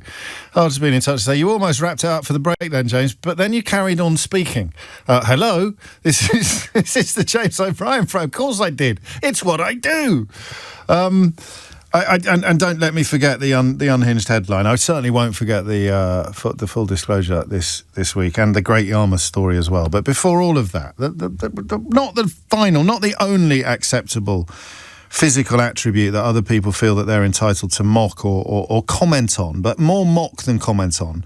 So I think if you're very slim, people might comment on that, but I don't think they're going to mock you. Maybe they are, but if you're short, particularly if you're a man, you seem to have somehow missed progress, don't you? Missed the recent moves towards being a little bit more kind and being a little bit more considerate about other people's feelings. I just wonder what it's like. Dave's in Bristol. Dave, what would you like to say? Oh, hi, James. Thanks for having me on. You're very welcome. Yeah, I had a bit of an incident in a wellbeing course, funny enough, this week within work, and the person running the wellbeing course took the a little bit. And I don't know if you can say that. Did we keep that in? Shall I apologise? No, we didn't. I had to drop that last word that you used. So what we're going to say, Dave, is took the mickey. Yeah. Sorry, yeah. I'll let people. I don't think you need to be Columbo to work out what Dave said there that you didn't hear. But we're going to go with the person running the wellbeing course at your work took the mickey out of you over That's what? Correct, sorry. That's all right, mate. Don't worry. Yeah. So they took the mick. Basically, I basically suggested sort of standing desks. Would be good to rather than sort of like being slumbered and sat on a chair all day. She pointed at a low-rise desk and said, "Oh, there's your standing desk there," which raised a few giggles around the room. Because it wasn't a standing desk at all, and because that's you are right, yeah. quite short. Yeah. Oh, that's brilliant. So that's a perfect example. Yeah, so I just sort of like laughed it off a bit awkwardly. Yeah. Then we were asked to put our post-it notes, our ideas onto the flip chart, and one of my colleagues then came up behind me and put his hands under my armpits and lifted me up so that I could reach the flip chart, thinking it was hilarious. How do you feel when things like this happen? Because I know this was this week, but it can't have been the only time. And the way that your tone of voice when you said I laughed it off suggests that you didn't really want. I laughed off. The initial comment I laughed off. That being touched and tickled was obviously a little bit of a shock. So of course, basically told him to get off. I can't repeat the word that I did use. No, you've got a bit of a problem with a potty mouth, Dave. We've already established that. But yeah, it was quite belittling, excuse the pun. Yes, I'm more than happy to accept banter, from friends and that, but within an office place, felt it was totally inappropriate. What did you do? Did you do anything about it? I walked out of the meeting and went to get my car keys, then realised that I'd left my mobile phone on the desk within the meeting, so I had to gingerly walk back in, pick my phone up and walk back out and close the door. And I basically, I phoned the manager after and said, look, and I've got to take the afternoon off. I was absolutely boiling because it has happened. It had happened previously a number of times in work where the person did give me a little bit of banter. We've got a very banterish sort of relationship. Yes, I understand. Which I don't mind on a personal level when you want one-on-one is very different to public, isn't it? Done in front of other people. I've had other people, including my own manager, join in, which was totally inappropriate. I just feel it's just not appropriate in a workplace environment. People, very careful not to sort of refer to race, religion. We have, have all the training that they do and that. Of course. But height is one thing which is not. It's just still. I think, as you say, the point you're getting is totally acceptable to take the Mickey out of. Although that of course is potentially offensive to Irish people. I think taking the Mickey has its origin. I mean, it's better than what you said before, which we had to dump. Yeah. But I mean, it's illustrative of how language changes and how the perception of offence changes as well. I don't know what should take the rise out of you. I suppose is safe. Did you lodge an official complaint? I haven't. No, I mean, I know that I could do. I've got a great working relationship with the people I work with, and I don't want to. Don't want to be that guy, do you? You don't want to be that guy. No. I'm very self-deprecating. I know that I'm short. I've had to joke a million times. But there's a line for everybody, isn't there, mate? Yeah, there's a time and a place. There's a time and a place. I'd have thought with my friends tonight, and they'll be probably pulling wisecracks, and I'm used to it. But they're my friends, and they can. I'll give it you'll get but there are some circumstances where you can't. I think physical intervention like that is a really big red line. I think that HR would almost certainly have something to say about that if you were to engage with them. But I just want to clarify, the well-being course that you were on would be both mental and physical well-being, would it? Absolutely, yeah. Well, that's extraordinary. So you're on a mental well-being course and someone has decided to make you the butt of a heightist joke. Yeah. Which again, it wasn't impressive. I've accepted, the people involved's apology. Oh, you have? I've drawn a line under it. Okay. Yeah, absolutely. Yeah, absolutely. Yeah, and I think there is obviously a training issue. Some people, may not realise the offence that they're causing. You're a great ambassador for this cause, actually, because you've described something that I think everybody listening is actually going to have an emotional reaction to. Even people who didn't understand why I was doing this subject in the first place are going to be thinking now, actually, do you know what? I didn't really know that what James was on about. I didn't think this was a particularly serious thing, but that's bang out of order what happened to Dave. There's no way people should be picking him up to make jokes, or indeed the person running the actual wellbeing course should be inviting everybody in the room to mock him publicly over his height. I mean, listen, it's your life, and you've got used to some of the quotes, banter end quotes that you receive. But I think in a different universe, some of the stuff that you put up with and think is normal and acceptable wouldn't be. The way the pendulum swings on these issues is extraordinary. Let's look at the language that was normal on 1970s television to steer it back to other attributes like ethnicity or skin colour, and what is acceptable or not acceptable now. Thank you, mate. That was really, really helpful, actually. If you're wondering why we're talking about it, we're looking at complaints from... I think even complaint sounds whiny. It's like it's the Blackadder star Tony Robinson pointing out that it's still acceptable to make comments on men's lack of height. He's particularly exercised by women putting it in dating profiles as a kind of red line, but it draws our attention to precisely the kind of things that Dave has just picked up on. What about you? This idea of it being something that if it were any other attribute, there'd be very little argument about it being unacceptable, but because it's height, particularly with reference to short men, it's somehow not clocked as a problem. It's somehow not seen as as out of order. 0345 6060973 is the number you need. And I don't know that Dave needs any vindication, but quite a lot of people really taken aback by that. Claire says that's serious bullying in the workplace, the desk jibe and the lifting up. And Jim says he handled it better than I would have done. What a great guy. And because height is not a protected characteristic, some elements of the complaint would be quite hard to pin down, Bruce explains, but you could have a case under indirect discrimination, as height can be more prevalent than race or sex, and that's because women are usually shorter, as are some ethnicities. It's 12:30. Amelia Cox is here with your headlines. James O'Brien on LBC. 32 is the time, and it's an interesting one. I think I was right, actually, when I suggested that you may not have taken this subject as seriously, because I didn't used to, and it's one of those things, get over yourself. What are you going to be complaining about next? It's political correctness gone mad. But actually, Dave told that story so well that it's pretty hard to argue with the idea that people who are short men get treated in ways that possessors of other attributes would never be treated anymore. I mean, they might once have been subjects of mockery, but it wouldn't work like that anymore. 12:33 is the time. Gary's in Edinburgh. Gary, what would you like to say? Hi, good afternoon, James. Hello, mate. I think, I would say I'm 5'5". Realistically, I'm probably 5'4.5", but let's just round up while I'm truncating, you know. I wonder what the threshold is at which you start counting the halves. Yeah, exactly. Well, that's born from my mother, actually. I think she's about 5'3.5", but I think she's 5'3", you know. She's adding the extra half on, I'm just going, yeah. But I think, for me, I suppose, even primary school, I've obviously been shorter all my life, because when I was born, I had a bit of a deficiency, so it kind of led through my life. When it was nothing bad, I'm fine now. But when I was, I think I was 3.5. No, when I was 5 years old, I had the bone structure of a 3.5-year-old, and that kind of continued. So when I was 10 years old, I had the bone structure of a 7-year-old. So I was always a little bit shorter than my peers. But in primary school, I was given the nickname Midge, like a tiny little, I suppose, nuisance fly, I guess, in Scotland. But they didn't mean that, though, did they? I mean, it's also short for midget, which is another word that has come to change its meaning over the years. But it wouldn't have been said, well, you correct me if I'm wrong, but it wasn't said with malice. No, not at all. It was a fun nickname, and that's what I was known by, like, on the football field, everything. That's fine. And I suppose slight bullying started at high school, so when I was 12 years old onwards.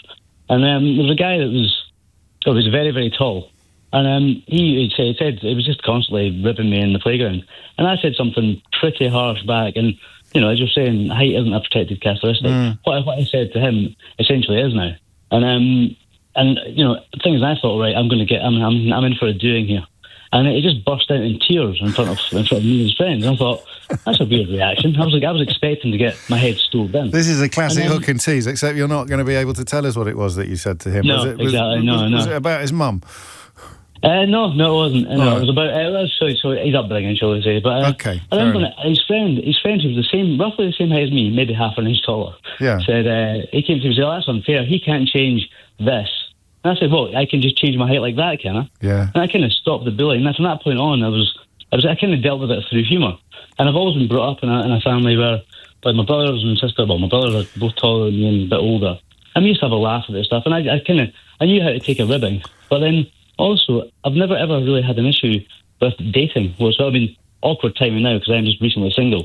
But generally, I've never had an issue. And some of my most recent girlfriend, she's 5'11", and it's never been an issue. Like, I think once people get to know me, we have a laugh, and then I know it's a bit cliched, but they don't see the height. Well, that's what Robinson is so cross about, because, and I think cross is a fair comment actually, because if a woman has on her dating profile, I don't want short men, or I don't want anyone under this age, then that's someone that could easily have fallen for you, but isn't giving you the time of day, or isn't giving you the opportunity. You've got to get on the field to have a game, you know. Yeah, that's exactly right. You do, and they're not letting you. Picked. Yeah, but it's never been that huge issue. I mean, hopefully I can offer some hope for. Yeah, no, listen, I mean, crikey, it's going to be 90%, whatever the percentage of the time. It's not even going to be an issue, but it's just on those rare moments where it is.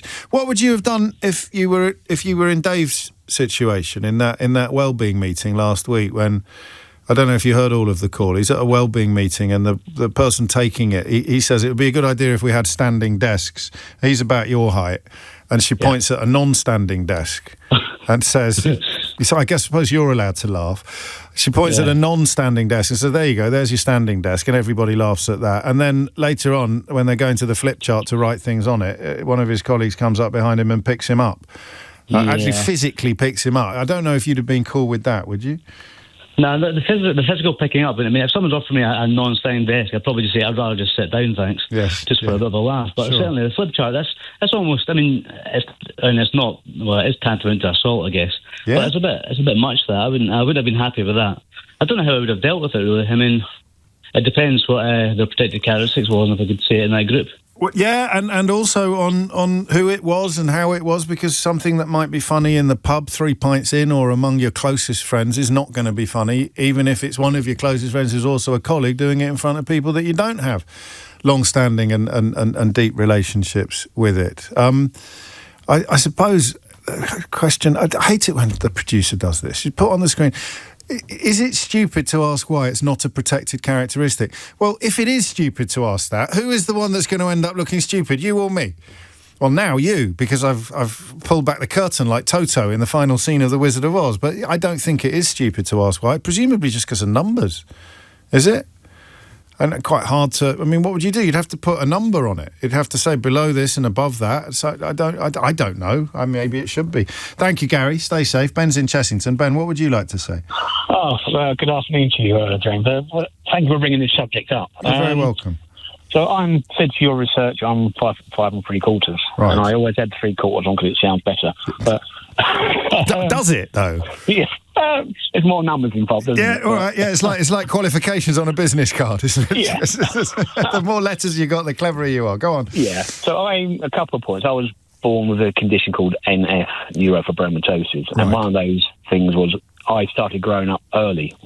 Okay. Physically, mentally as well. But I'm 5'5" now, and I was with all my friends then. It's primary school, junior school. I was always much taller than them. Okay. And then I sort of slowed down as I got to my teenage years. But a couple of things. You're right about the dating apps where I just try to leave my height off.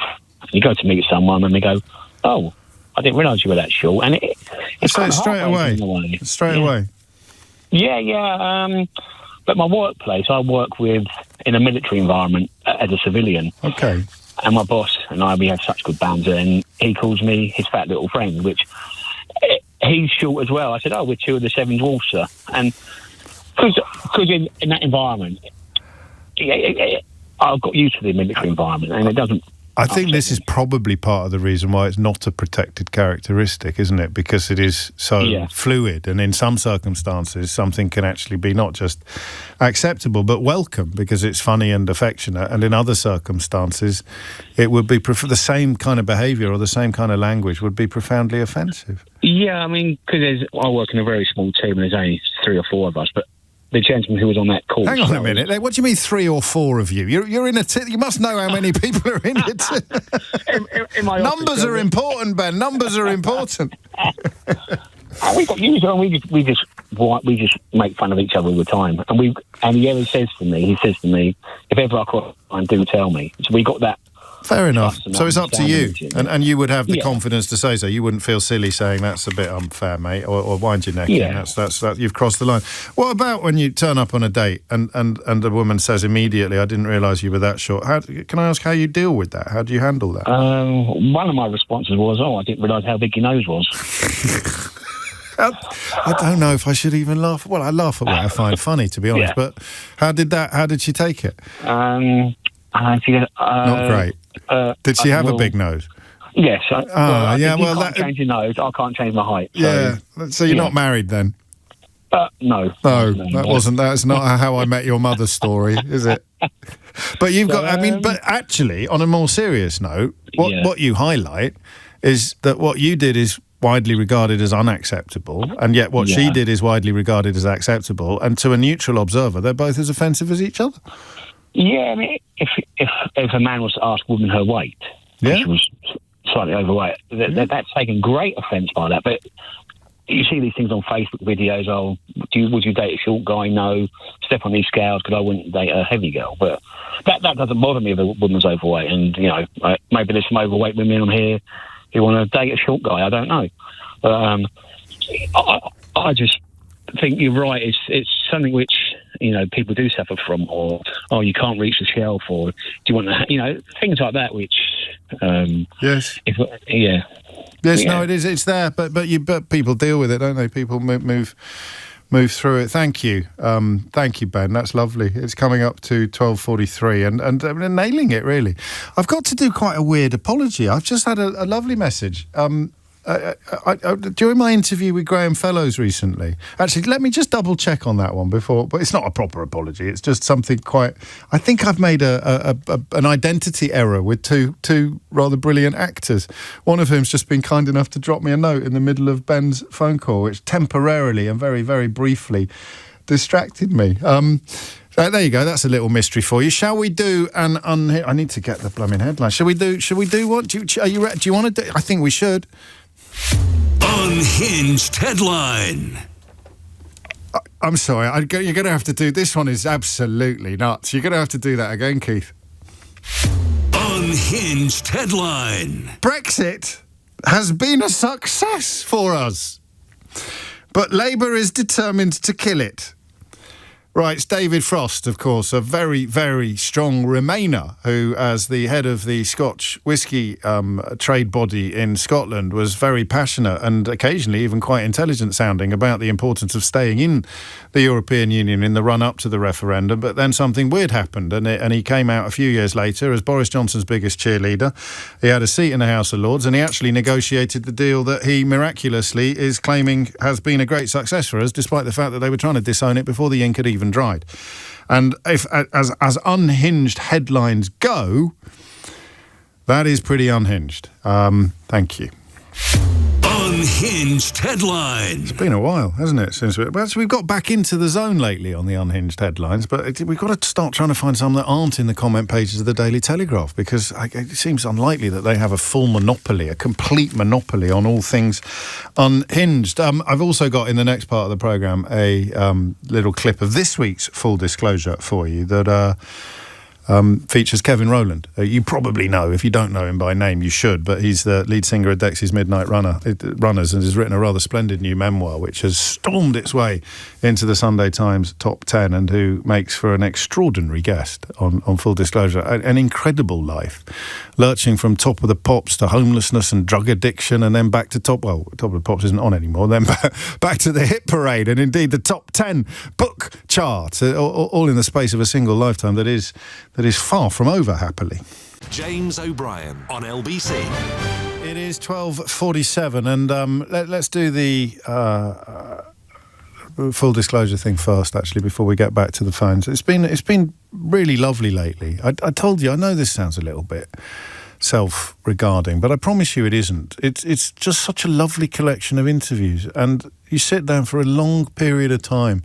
I sometimes lose track of which ones have been released and which ones haven't. So either imminently or in the very recent past, there's some really, really lovely interviews with people who I don't always get the space and time to speak at length and in depth, because our media's not built for it. Outside of podcasts, you get 5 minutes on a radio show or 3 minutes on a TV show.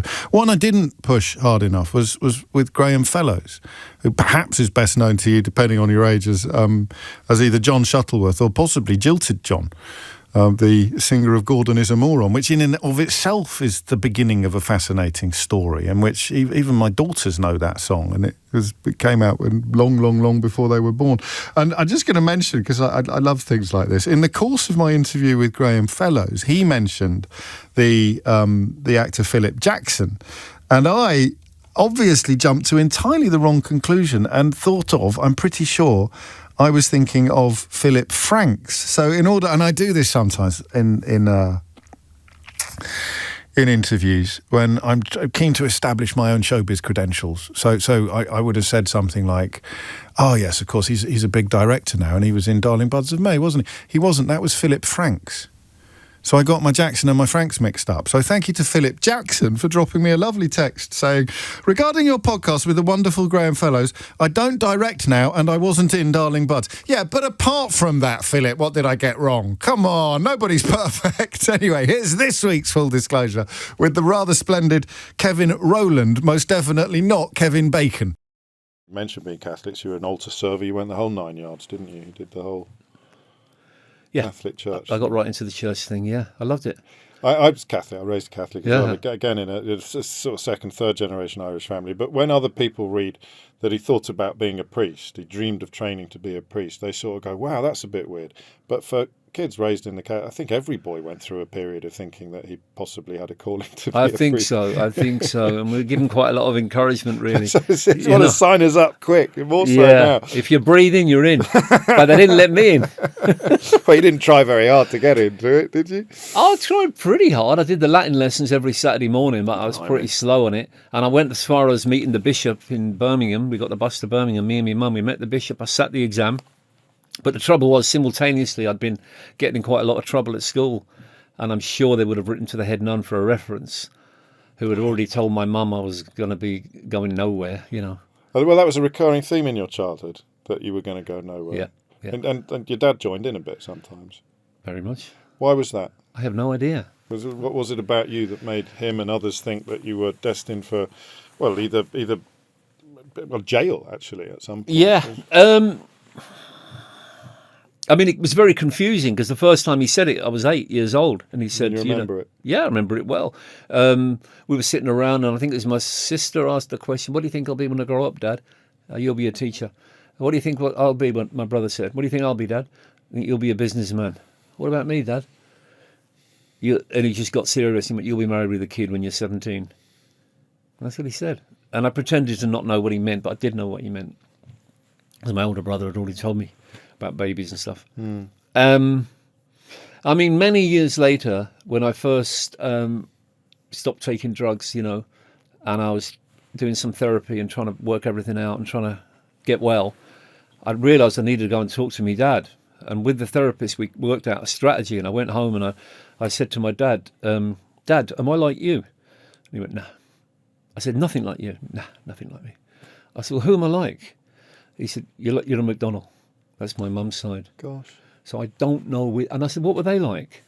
And this therapist was clever and worked. He said, well, I wonder what your dad's relationship was like with them. So I said to my dad, how did you get on with them? And he said, yeah, all right. But they thought they were better than everyone else. And they thought I wasn't good enough for my mum. Wow. Yeah.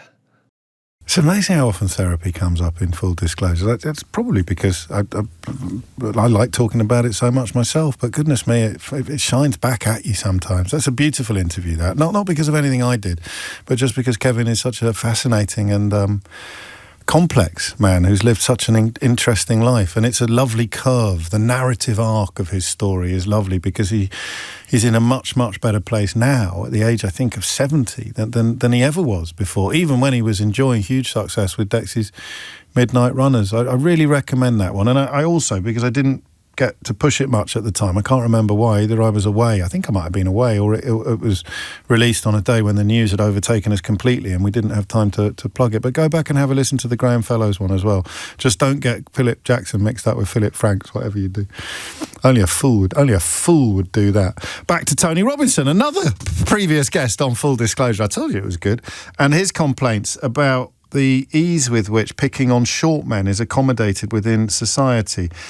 Women, actually, it's a matter of record that women prefer a larger height difference between themselves and male partners. The University of Groningen in the Netherlands looked into this a few years ago and found that the ideal gap was 21 centimetres, where men actually preferred an 8 centimetre. So men want to be 8 centimetres taller than a female partner, and women actually quite like the idea of having a man who's 21 centimetres taller, which provides a pseudo-scientific background, or possibly even a scientific background, to the prejudice that we are talking about. Brent's in Derby. Brent, what would you like to say? Hello, James. As a sufferer of the Napoleonic complex. You're not an angry man, Brent, surely. You're not, are you? Oh, I tick every box with it. I've had it all my life. and I still get people coming up to me going, how tall are you? And I'm like 168 centimetres. And the amount of times I've had people go, you know, let's go back to back. Or you get girls walking up with 6-inch heels going, you're really short, aren't you? And you feel like saying, you're really overweight. You can't say that. No, of course you can't. Well, you can if you're Ben. Ben did. Ben told a woman she had a big nose when he was on a date and she commented on his height. And the thing is, you're right, you, quotes, can't say that, end quotes, but why can you say to someone, you're really short, aren't you? It's really weird, isn't it? It is, and it's historically a taboo as well, because leaders have always, you take Macron got teased for it, Rishi Sunak got teased for it, and in fact some of the greatest leaders in history have been the Napoleonic complex, people who have been bullied because, and I'm going to be honest, part of my personality is a direct result of the bullying, the teasing, and even the way I play sport. I do conform to the kind of Scrappy-Doo, Marty McFly, every sort of short... Even poor Baldrick, the guy saying the comment was actually bullied in the comedy series because of his shortness, wasn't he? Yes, he was. Looked down upon. So you go in... You go in hard when you're in those kind of scenarios. But it goes the other way as well. I have a friend, when I go out, he's 6'5", I'm 5'6".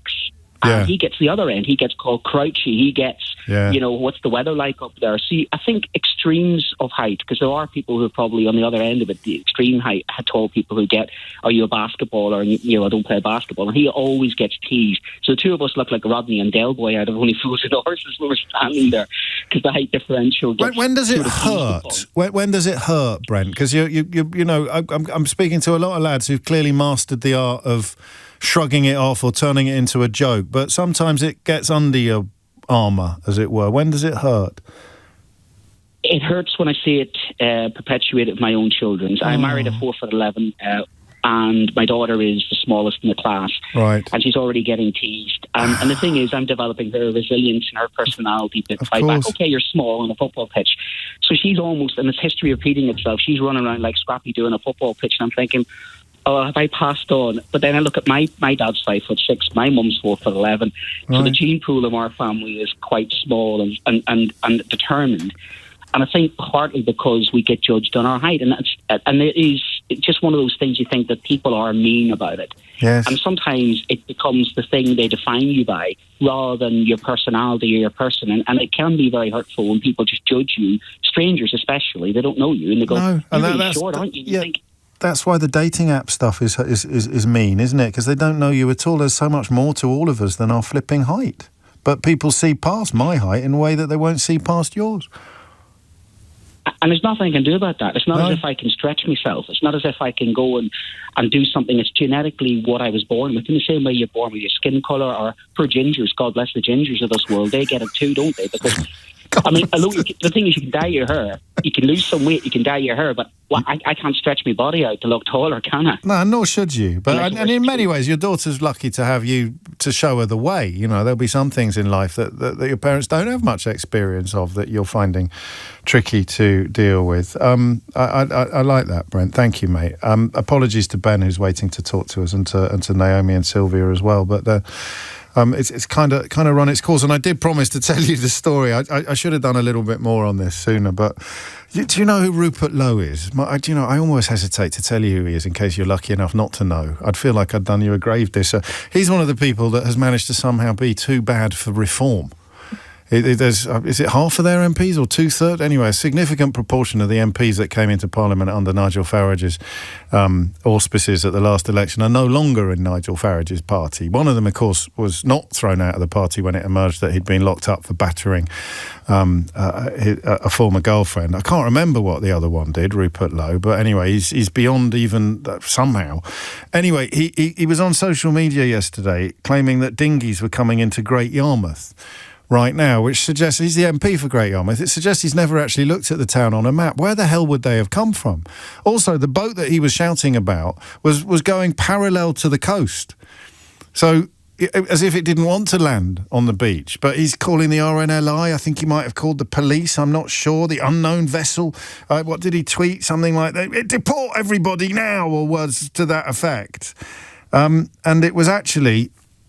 It was a crew of fundraisers for a charity raising money to research into MND that was led by a former Royal Marine. So even when he was calling for the Royal Navy to turn up, the fellow who actually led the expedition, Mike Bates, a British record holder for rowing across the Atlantic Soho, pointed out that the best comment was the one asking where the Royal Navy were when you need them. I'm a former Royal Marine, so the Royal Navy were on the boat.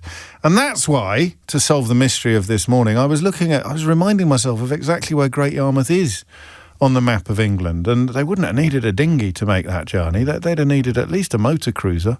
But hey-ho, mind how you go. That's it for another day. If you missed any of today's show, then you can listen back on Catch Up on Global Player and the LBC app, where you can stay up to date on all the top stories and opinions. You can put your news categories in the order you want. You can pause and rewind live radio.